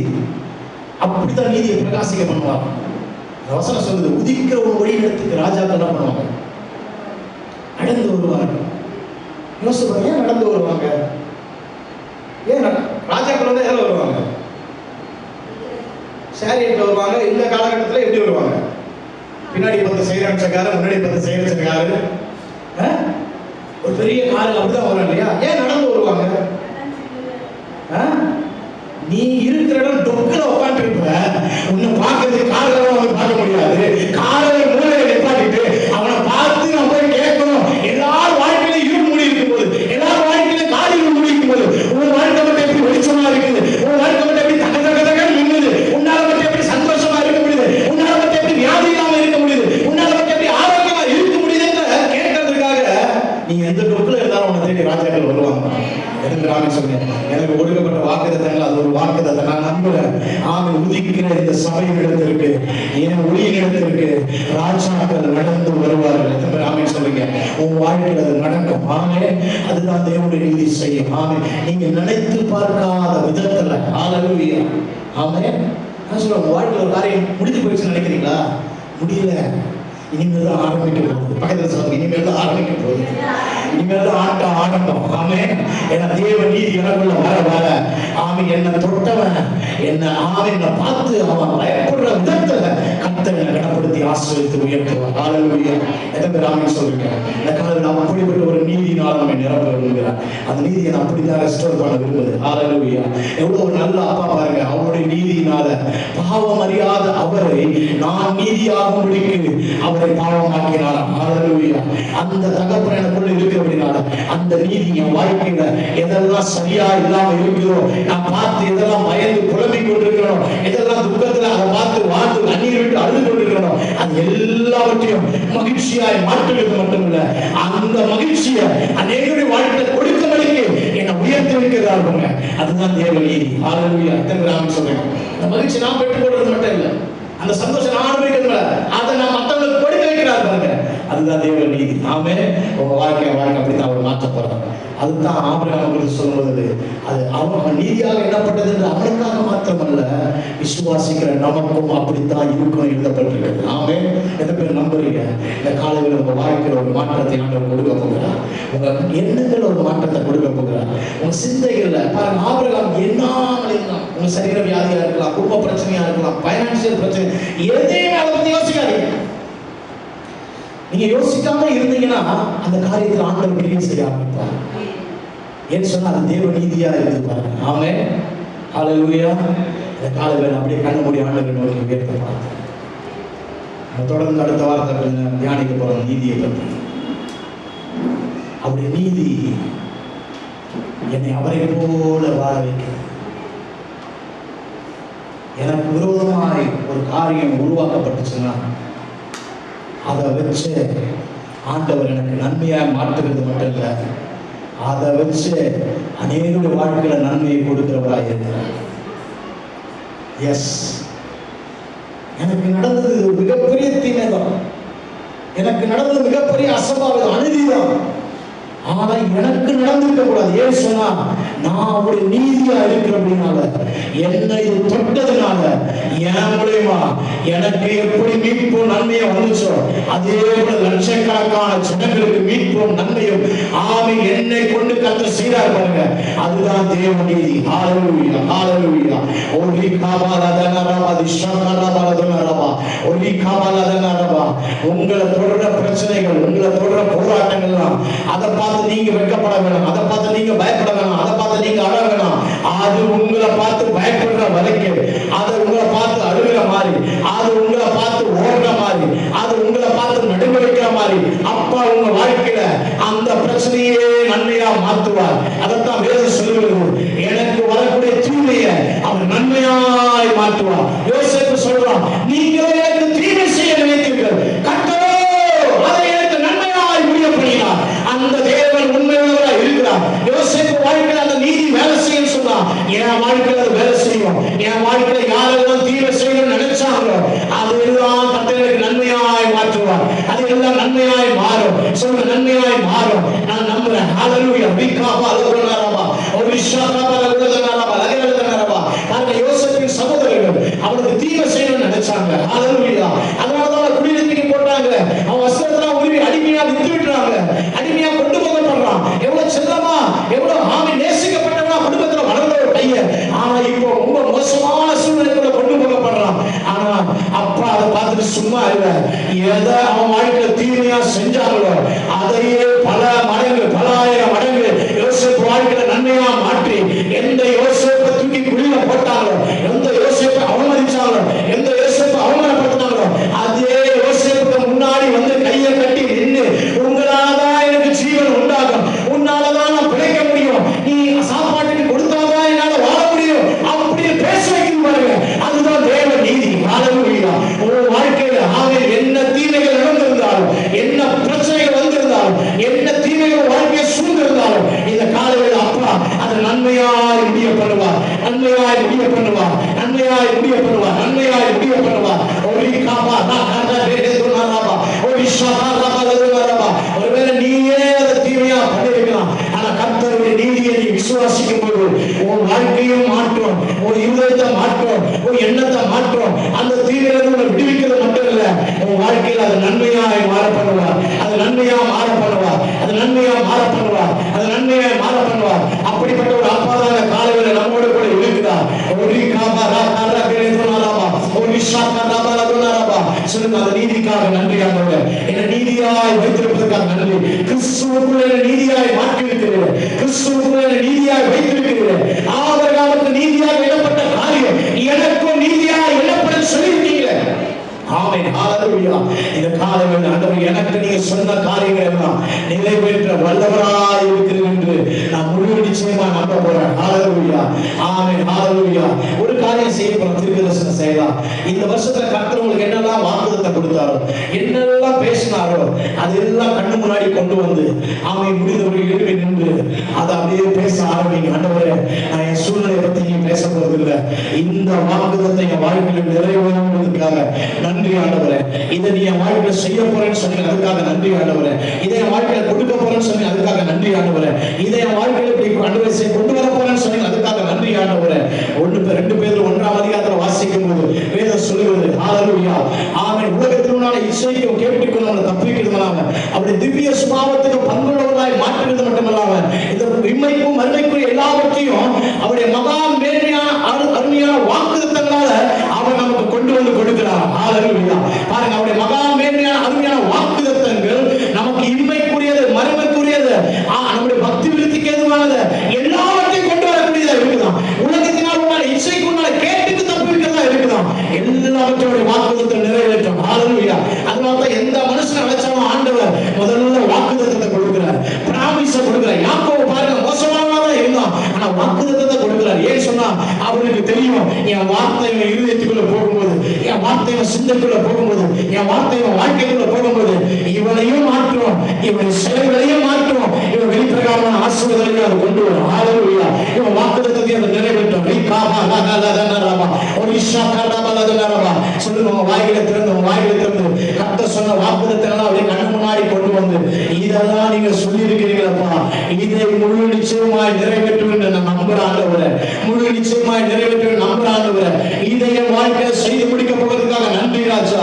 என் வாழ்க்கையில இப்படிப்பட்ட உதிக்க ஒளி இடத்துக்கு சாதிகளை கொண்டு வரப்போவதற்காக நன்றி. ராஜாக்கள் நடந்து வரப்போவதற்காக நன்றி.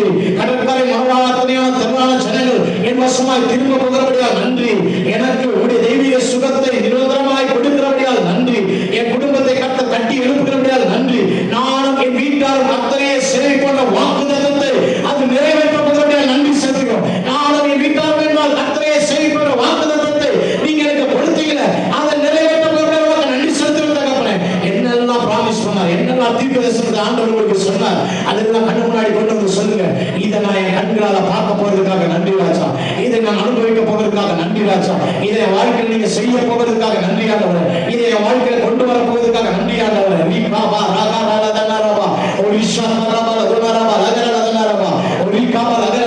நீயும் உன் குடும்பமும் மலையங்கள் இருக்கிற பட்டணமாய் கர்த்தர் வைப்பேன்னு சொன்னார் இல்ல, மலையங்கள் இருக்கிற பட்டணமா வைப்பேன்னு சொன்னார் இல்ல, நீ உலகத்துக்கு ஒளியா வைப்பேன்னு சொன்னார் இல்ல, ஜாதிகளுக்கு வெளிச்சமா வைப்பேன்னு சொன்னார் இல்ல, உனக்குள்ள உன் சந்ததிக்குள்ளும் பூமி ஆசீர்வதிக்கப்படும் சொன்னார் இல்ல.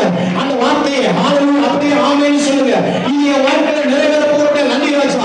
எனக்குள்ளும் என் சந்ததிக்குள்ளும், எனக்கு சொல்லுங்க, எனக்குள்ளும் என் சந்ததிக்குள்ளும் பூமியின் வம்சங்கள் ஆசீர்வதிக்கப்படும் சொன்னீரே. நீயும் ஜாதிகளுக்கு கடன் கொடுப்பாய் சொன்னீங்களப்பா, கடன் வாங்காதிருப்பாய் சொன்னீங்க. சொல்லுங்க ஹalleluya. எந்த வாக்குத்தத்தத்துல கர்த்தர் சொல்றாரோ அதெல்லாம் சொல்லுங்க. ஆமென். நீயும் ஜாதிகளுக்கு கடன் கொடுப்பா. எத்தனை பேருக்கு அப்படிப்பட்ட வார்த்தை வந்துச்சு? கை உயர்த்தி சொல்லுங்க, இந்த வார்த்தையை வாழ்க்கையில நிறைவேற போகிற நன்றி ராஜா. நான் கடன் இல்லாமல் வாழ்வது மட்டுமல்ல, நான் தேசங்களுக்கு கொடுக்கிற விதத்துல கர்த்தரை வைப்பதற்காக நன்றி ஆண்டவரே.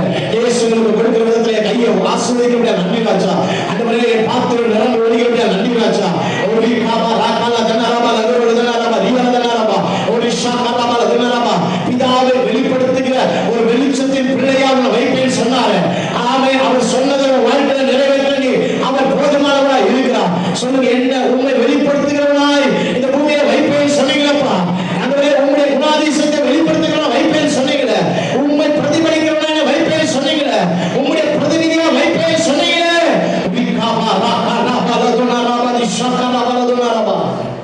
பாருங்க ஹalleluya. நேத்து ஒரு பிரேயர் போயிருந்தப்போ அங்க ஒரு வார்த்தை வந்துச்சு.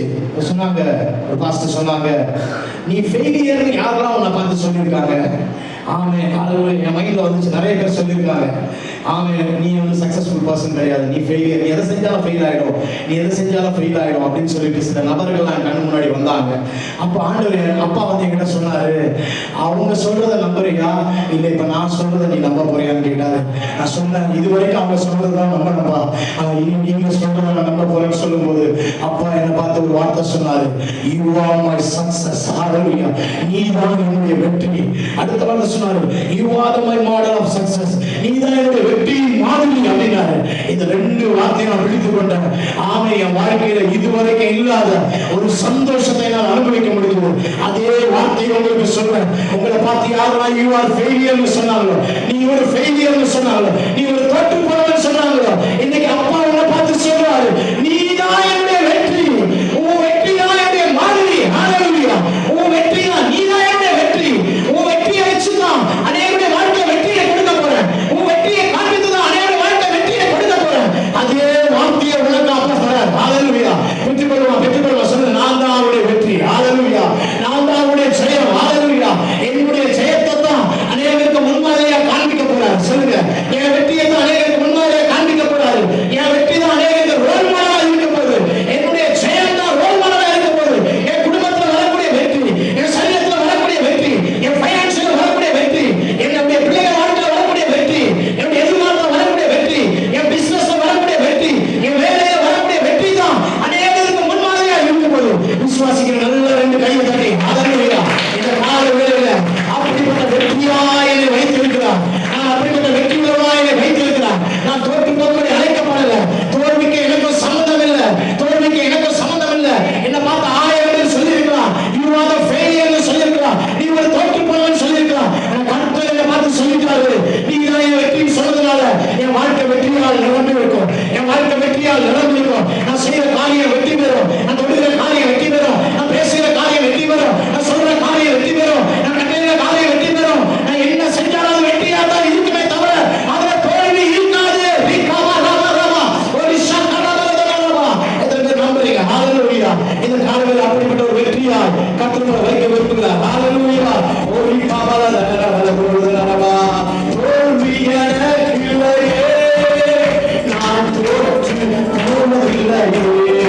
ஹalleluya. தோல்வி எனக்கு இல்லையே, நான் தோற்று போவதில்லையே. நீ என்னோடு இருக்கும்போது நானும் வெற்றி வெற்றியே. நல்ல கையை விசாரமா நீ என்னோடு. ஆமென் ஆமென்.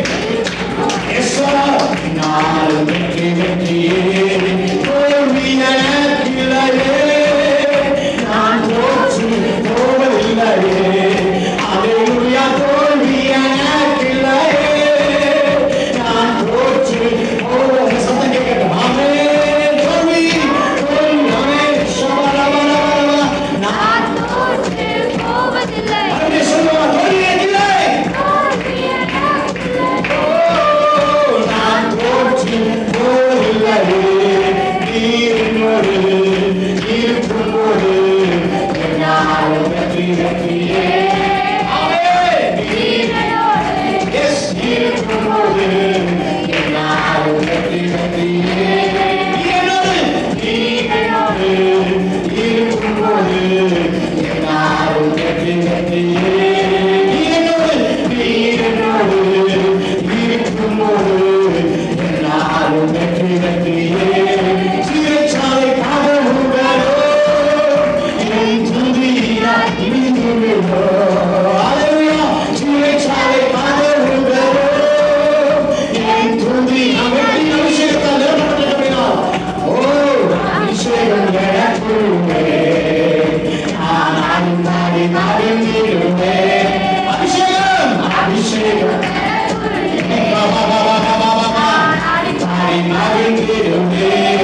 தோல்வி எனக்கு இல்லையே, நான் தோற்று போவதில்லை. சொல்லுங்க சொல்லுங்க. ஆண்டவரை பார்த்து சொல்லுவோமா?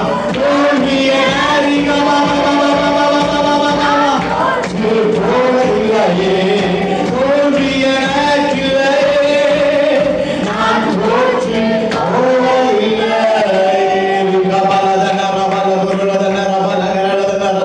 எங்கெல்லாம் தோற்று போனது போல உணர்கிறீர்களோ அந்த இடத்திலே அப்பாவுடைய ஜெயத்தை இனி உங்க வாழ்க்கையில பாப்பீங்க.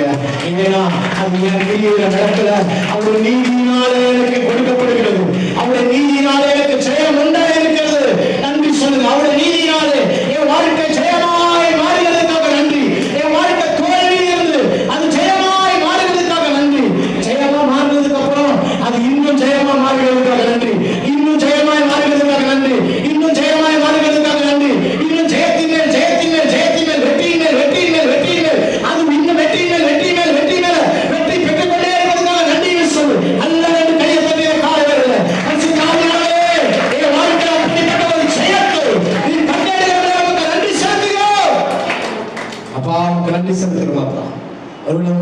தோற்று போயிருக்கலாம், உங்க தனிப்பட்ட வாழ்க்கையில தோற்று போயிருக்கலாம், ஒருவேளை அவங்க சின்ன பிள்ளைங்க படிக்கிற காரியங்களை தோற்று போயிருக்கலாம். நான் சொல்றேன், இந்த நாள் முதல் உன் வாழ்க்கை வெற்றியின் மேல வெற்றியாத்தான் இருக்குமே தவிர இனி தோல்வி உன் எல்லைக்குள்ள இருக்காது. உன் பிசினஸ் இருக்காது, வேலையில் இருக்காது, குடும்பத்தில் இருக்காது, வாழ்க்கையில் இருக்காது, தனிப்பட்ட காரியங்கள் இருக்காது. எந்த காரியமும் உன்னை தோல்வியடைய வைக்க முடியாது. ஏன்னா you are the success of God. ஆமென். நீ தேவனுடைய வெற்றியா இருக்கிறாய், நீ தேவனுடைய வெற்றியா இருக்கிறாய், நீ தேவனுடைய வெற்றியா இருக்கிறாய். அவருடைய வெற்றியா இருக்கிறபடியால ஒரு நாள் நீ தோற்று போக மாட்டாய். பரலோக தகப்பனே, இந்த காலையில் ஒப்பு கொடுக்கிற ஒவ்வொருவருடைய கரங்களை கொடுக்கிறோம்ப்பா. நீங்க கேட்ட வார்த்தையின்படி எங்க அவேர்னஸ்ல உங்க நீதியை குறித்து மாத்திரம், வாக்குத்தத்தத்தை குறித்து மாத்திரம் நாங்க யோசிக்க பேச எங்களுக்கு உதவி செய்யுங்கப்பா. பாருங்க, அவருடைய நீதி, அவருடைய வாக்குத்தத்தத்தை நம்ம ரிமைண்ட் பண்ணிட்டே இருக்கும், அது சொல்லிட்டே இருக்கும். அதோடு சேர்ந்து கொள்ளும்போது அந்த நீதி என் வாழ்க்கையில் நான் எதிர்பார்க்கறதை என் முன்னாடி கொண்டு வந்துடும். யோசேப்புக்கு கொண்டு வந்தது போல, ஆமென், தாவீதுக்கு கோலியாத்துக்கு வெற்றியை கொண்டு வந்தது போல, ஆமென், தானியேலுக்கு ஜெயத்தை கொண்டு வந்தது போல இந்த காலையில் உங்களுக்கு அப்படிப்பட்ட ஒரு வெற்றியை கொண்டு வரும். ஆமென். ஏசுனா நீங்க தேவ நீதியினால நிரப்பப்பட்டிருக்கிறீங்க. ஆபிரகாமுடைய வாழ்க்கையில் அந்த நீதி வேலை செய்யும் சொன்னா என் வாழ்க்கையில் அது வேலை செய்யும். ஆமென். யாக்கோபுடைய வாழ்க்கையில் வேலை செய்யும் சொன்னா என் வாழ்க்கையில் வேலை செய்யும். யோசேப்பு வாழ்க்கையில் வேலை செய்யும், என் வாழ்க்கையில் வேலை செய்யும். இயேசுவின் வாழ்க்கையில் தேவ நீதி வேலை செய்யும் சொன்னா என் வாழ்க்கையில வேலை செய்யும். தகப்பனே, நீங்க அப்படி செய்யப்பட நமக்கு நன்றி சொல்லுங்க. அந்த ஒருவரின் ஆசீர்வாதத்துக்கு நன்மையாக நடத்துங்க. பெரிய காரியம் இயேசுவின் நாமத்தில் ஜெபிக்கிறோம் நல்ல பிதாவே. ஆமென், ஆமென். நமக்கு அந்த கொள்வோம், காணிக்கைகளை படைப்போம். காணிக்கைகளை கரங்களை எடுத்துக் கொள்ளுங்க, காணிக்கைகளை கரங்களை எடுத்து வைத்துக் கொள்ளுங்க. காணிக்கைக்காக நன்றி ஜெபம்.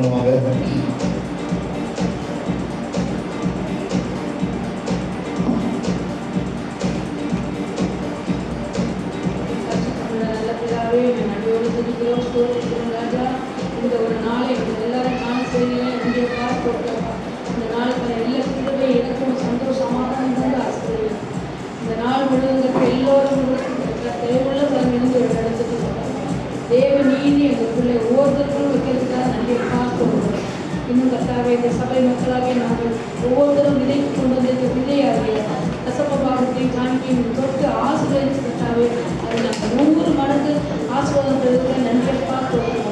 நாங்கள் பெரிய அறுவடை காணப்போது தான் நன்றி தரலாம். நாங்கள் அநேகம் பேருக்கு கொடுக்குறவர்களாக மாற்றுங்க கட்டாவே. நீரப்பி இந்த ஜபத்தை கேட்டு நீர் சேர்க்கிறார் போலான்னு கொடுங்க. துதிகணமாய் எல்லாம் மக்களே சேர்த்துக்கிறோம். இயேசுவின் நாமத்தில் நல்ல பிதாவே.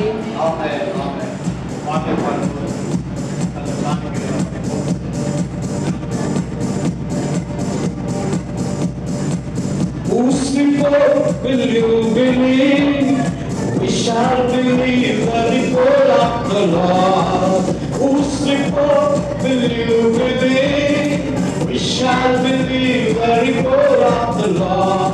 His report says I am healed. His report says I am filled. His report says I am free. His report says victory. யார் வார்த்தையை நீ நம்புவாய்?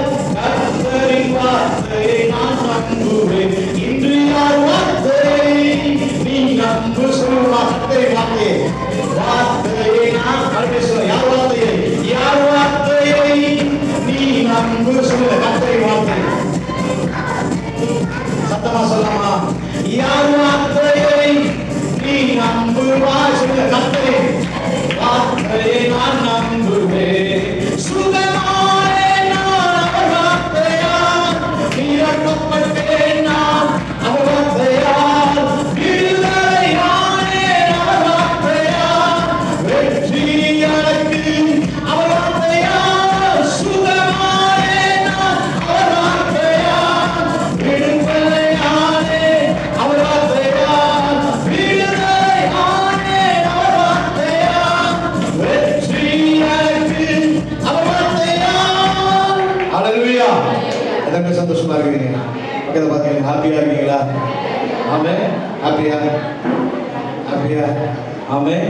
தேவ நீதினால நிரப்பப்பட்டிருக்கும். ஆமென். ஒரு தீமையும் உங்களை மேற்கொள்ள முடியாது.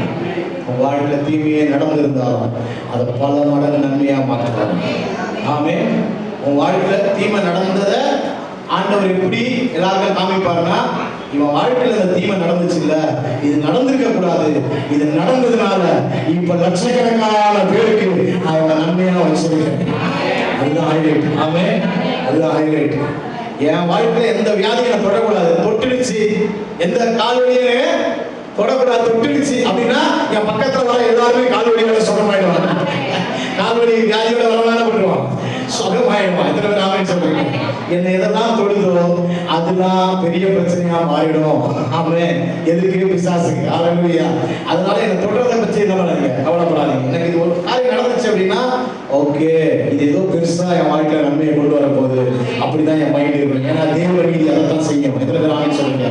நாங்கள் நடந்ததை நினைச்சு என்ன பண்ணாதீங்க, சோர்ந்து போயிடக்கூடாதுங்க. அது சூப்பர் நன்மையா மாறும். பக்கத்துல பாருங்க, சூப்பர் நன்மையா மாறும், சூப்பர் நன்மையா மாறும். எத்தனை பேர் ஆமென் சொல்றீங்க? கர்த்தர் நாளில் அதை செய்வார்.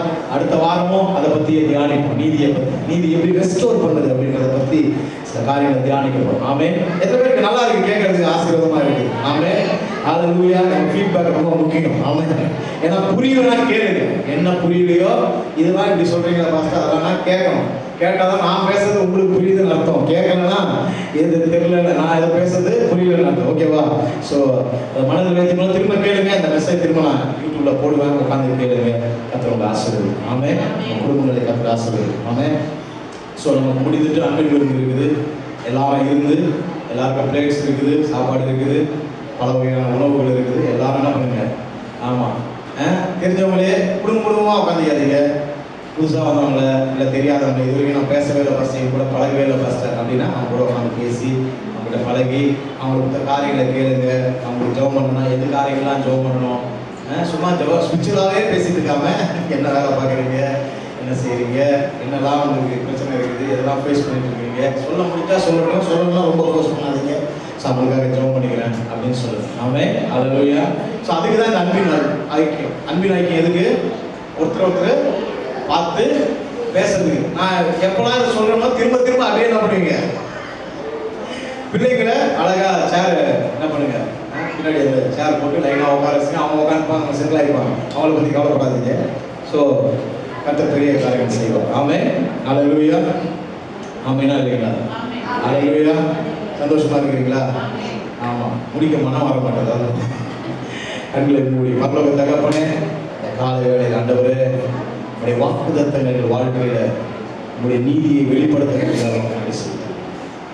ஆபிரகாமுக்கு பண்ண வாக்குத்தத்தம் நீதியை வெளிப்படுத்தினது, அதற்கு ஓகே சொன்னபோது, அதோட ஒத்து போகும்போது, அதோட அக்ரி பண்ணும்போது, அப்படி எங்களுக்கு கொடுக்கப்பட்ட வாக்குத்தத்தங்களுக்கு நாங்கள் அக்ரி பண்ண ஓகே சொல்ல எங்கள் மனக்கண்களை திறந்துள்ளங்க. அதோடு நடக்க எங்களுக்கு அனுக்கிரகம் செய்யுங்க. சூழ்நிலையை எண்ணாமல் வாக்குத்தத்தை மாத்திரம் பிடித்து கொண்டு அந்த நீதியை எங்கள் வாழ்க்கையில் அனுபவிக்க எங்களுக்கு உதவி சொல்லுங்க. எங்களுக்கு நீங்கள் சொன்ன வாக்குத்தத்தங்கள் உங்களுடைய நீதியிலிருந்து வெளிப்படுகிறதுக்காக நன்றியாக. ஆமாம். எங்கள் குவாலிட்டியை பார்த்து, எங்கள் தகுதியை பார்த்து எங்களுக்கு வாக்குத்தத்தம் கொடுக்கல, உங்கள் நீதியினாலே எங்களுக்கு வாக்குத்தத்தம் கொடுக்குறீங்க. அந்த வாக்குத்தத்தத்தை பிடித்துக் கொள்ளும் போது அந்த நீதி அந்த வாக்குத்தத்தத்தை நிறைவேற்றுகிறதால் நமக்கு நன்றி செலுத்துகிறோம். அந்த ஒவ்வொருவரையும் அப்படி ஆசீர்வதிக்கிறேன். ஆண்டவரே, எல்லாரும் அப்படி நன்மையால் நிரப்பி திருப்தியாக இந்த வாரத்தில் அநேக நல்ல செய்திகள் நாங்கள் கேட்க உதவி செய்யுங்க. அது 1ஆம் தேதி வாக்குத்தத்த ஆராதனை ஆசீர்வதிங்க. ஆண்டவரே, அப்படி நடத்த போகிற தயவுக்காக நன்றி செலுத்துகிறோம். அந்த விசேஷமாய் தகப்பனேப்பா, 3வது வாரம் இருக்கிற ஞாயிற்றுக்கிழமை இருக்கிற ஸ்பெஷல் மீட்டிங்காக நாங்கள் ஜெபம் பண்ணுறோம். ஒரு விஷயம் கையை உயர்த்தி 1வது வாரம் சொல்லி அந்த ஸ்பெஷல் மீட்டிங் 3வது வாரம் மாற்றி இருக்கிறேன். ஸோ 3rd வீக் நடக்க போகிற அந்த ஸ்பெஷல் மீட்டிங் கதை ஆசிரியருக்கும்படி எல்லாரும் சத்தத்தை உயர்த்தி ஜெபம் பண்ணுவோமா. அந்த கூட்டத்தின் மூலமாக எங்கள் சபையில், எங்கள் வாழ்க்கையில், எங்கள் குடும்பத்தில், எங்கள் பொருளாதாரத்தில் ஒரு பெரிய மாற்றம் வரணும். வருகிற கெஸ்ட் ஸ்பெஷல் ஸ்பீக்கரை அந்த மார்க் அண்ட் பிரிசிலாவை நீங்கள் ஆசீர்வதிங்கப்பா, எங்களுக்கு பயன்படுத்துங்க ஆண்டவரே. அவங்க வருகிறதும் அநேக தெய்வீக போர்ட்டல்ஸ், டிவைன் போர்ட்டல்ஸ்லாம் எங்களுக்கு ஓப்பன் ஆகட்டும். தெய்வீக வாசல்கள்லாம் திறக்கட்டும் ஆண்டவரே. டிவைன் போர்ட்டல்ஸ்லாம் ஓப்பன் ஆகட்டும். தெய்வீக வாசல்கள்லாம் திறக்கட்டும் தகப்பனே. எங்கள் வாழ்க்கையில் அநேக மாற்றங்கள் வரட்டும் தகப்பனே. இதுவரைக்கும் நாங்கள் போராடி கொண்டிருக்கிற காரியங்கள்லாம் ஒரு பெரிய சேஞ்சஸ் அந்த மீட்டிங்ல நாங்கள் பார்க்கணும்ப்பா. எங்கள் சபையில் பார்க்கணும், எங்கள் வாழ்க்கையில் பார்க்கணும், எங்கள் குடும்பத்தில் பார்க்கணும், பொருளாதாரத்தில் பார்க்கணும், எங்கள் அன்றைய பிள்ளைங்க வாழ்க்கையில் பார்க்கணும். எல்லா பகுதியிலும் அப்படிப்பட்ட ஒரு அற்புதம் நடப்பதாக இயேசு கிறிஸ்துவின் நாமத்தில் நீங்க அப்படி ஆசீர்வதித்து நடத்தப்படுற தயவுக்காக நன்றி செலுத்துகிறோம். ஆண்டவரே, இப்போது நான் அந்த அன்பின் விருந்தில் பங்கெடுக்கும் போது ஆண்டவரே, இந்த உணவை கத்தங்களை ஆசீர்வதித்தாங்க. அப்பத்தையும் தண்ணீரையும் ஆசீர்வதித்து வியாதி விளக்குவேன்னு சொன்னீங்களே, நாங்கள் சாப்பிட்ற எல்லா அப்பமும் தண்ணீரும் ஆசீர்வாதமா இருக்கட்டும். ஒரு தீமைகள் வராதபடி பாதுகாத்துக் கொடுங்க. நன்மையான நிரப்புங்க ஆண்டவர். விசேஷமாய் தகப்பனேப்பா ஆண்டவரே, ஆண்டு கொண்டு வந்திருக்க ஒவ்வொருவரையும் நாங்கள் ஆசீர்வதிக்கிறோம். யாரெல்லாம் என்னெல்லாம் பிளஸ் பண்ணி கொண்டு வந்திருக்காங்களோ அவங்களுடைய கையின் பிரயாசத்தை ஆசீர்வதிங்க. ஒரு கலசம் தண்ணீர் கொடுத்தா கூட அந்த பலனை கூட கிடையாமல் போகான்னு சொன்னபடி அவங்க பிரயாசத்துக்கு ஏற்ற பலன் நம்ம வாழ்க்கையில கிடைக்கட்டும். அப்புறம் எல்லாரும் சந்தோஷமா சமாதானமா ஒருமனப்பட்டு ஐக்கியப்பட்டு புசித்து திருப்தி அடைய உதவி செய்யுங்க. ஒரு விசாரிக்க அனுகிரகம் பண்ணுங்கப்பா. நன்மையால நிரப்புங்க. விசேஷமா இந்த இடத்தை நடத்த கொடுத்த ஓனருக்காக, குடும்பத்துக்காக, பிள்ளைகளுக்காக, தலைமுறைகளுக்காக, நடத்துகிற ஸ்கூலுக்காக நாங்கள் ஜெபிக்கிறோம். அவங்களை ஆசீர்வதிங்க. நன்மையால நிரப்புங்க. பெரிய காரியங்கள் செய்யுங்க. வரை தரப்பட்ட சேனலுக்காக ஜெபிக்கிறோம். அவருடைய வருகிறாங்க கொண்டு வாங்க. நன்மையால நிரப்புங்க. தேவாவினர் அற்புதமாய் ஆச்சரியமாய் நடத்தபடியாக ஜெபிக்கிறோம். தேவைகள் எல்லாம் சந்திக்கிறாங்க. கிருபையினால நிரப்புங்க. கிருபையினால நிரப்புங்க. ஷாபா ராக்கா ரெபெலது மரபா ஒடியா தரபா லகரத மரபா. இன்று முதல் உடைய அற்புதங்களும் அதிசயங்களும் எங்கள் வாழ்க்கையில நடக்க ஆரம்பிக்கிறோம். நன்றி செலுத்துகிறோம். எஸ், ஆமென். ஆண்டவர் தெளிவா சொல்ல, இன்றிலிருந்து உங்க வாழ்க்கையில சில சேஞ்சஸ், சில அற்புதங்கள், சில அடையாளங்கள், சில அதிசயங்களை கத்த செய்ய ஆரம்பிக்கிறாங்க. இன்று முதல் இன்று முதல் இன்று முதல் இன்று முதல் இன்று முதல் எங்கெல்லாம் மாற்றம் இல்லையோ அங்கெல்லாம் மாற்றங்கள் உண்டாகிறதுக்காக நன்றி அப்பா. உடைய அற்புதத்தின் வல்லமையை தொடுகிறபடியாக நன்றி செலுத்துகிறோம். பெரிய காரியம் செய்யும். அந்த ஒரு மாசம் நன்மையான குறிப்பாய் ஆண்டவரே, சிறு பிள்ளைகள் எங்கள் சபையில் சிறு பிள்ளைகள் ஒவ்வொருவருடைய கரங்களை கொடுக்கிறோம். தேவ ஞானத்தினால கிருபையினால நிரப்பப்பட சொல்லிக்கிறோம். அந்த கோட்டைகளை மறைத்துக் கொண்டு ஆளுகை செய்ய நன்மையாக நிரப்ப இயேசுவின் நாமத்தில் சொல்லிக்கிறோம். நல்ல பிதாவே, ஆமென். சரி சொல்லுவோம். ஆத்துமாவே முழுடனே பரிசுத்த நாமத்தில் ஆத்துமாவே கர்த்தர் செய்த சகலவாறு மறவாது. ஆமென். கர்த்தர் உங்களை ஆசீர்வதித்து காக்கிறார். கர்த்தர் தம்முடைய முகத்தை உங்களை பிரகாசிக்க உங்களுக்கு துணியாக்குகிறார். கர்த்தர் தம்முடைய முகத்தை பிரசன்னமாக்கி உங்களுக்கு சமாதானம் கிடைக்கிறார். ஆமென். God bless you all. உங்களை ஆசீர்வதிப்பார். ஞாபகத்தில் வைத்துக் கொள்ளுங்க, ஃபர்ஸ்ட் சண்டே சொல்லி இந்த ஸ்பெஷல் மீட்டிங் வந்து 3வது ஞாயிற்றுக்கிழமை மாற்றிருக்கோம். எத்தனாவது ஞாயிற்றுக்கிழமை? 3வது ஞாயிற்றுக்கிழமை ஒரு ஸ்பெஷல் சண்டே. வெளியிலிருந்து கெஸ்ட் ஸ்பீக்கர் வராங்க. ரொம்ப தேவனால் பயன்படுத்தப்படுகிற தேவ மனிதர்கள் பல நாடுகளில் அவங்க ஊழியம் செஞ்சிருக்காங்க. யாரும் போக முடியாத சோமாரியாரெல்லாம் போய் ஊழியம் பண்ணியிருக்காங்க. ஸோ அப்படிப்பட்டவங்க நம்ம வராங்க. அவங்க மேலே இருக்க கிருபை பெரியது. ஸோ அவங்க வரும்போது நம்ம வாழ்க்கையில் சில மாற்றங்கள் நடக்கும். அதில் ஜெபித்து ஆயத்தப்படுத்தி 3ஆம் ஞாயிற்றுக்கிழமை அதில் கலந்து கொண்டு நான் தான் கேட்கணும். God bless you all.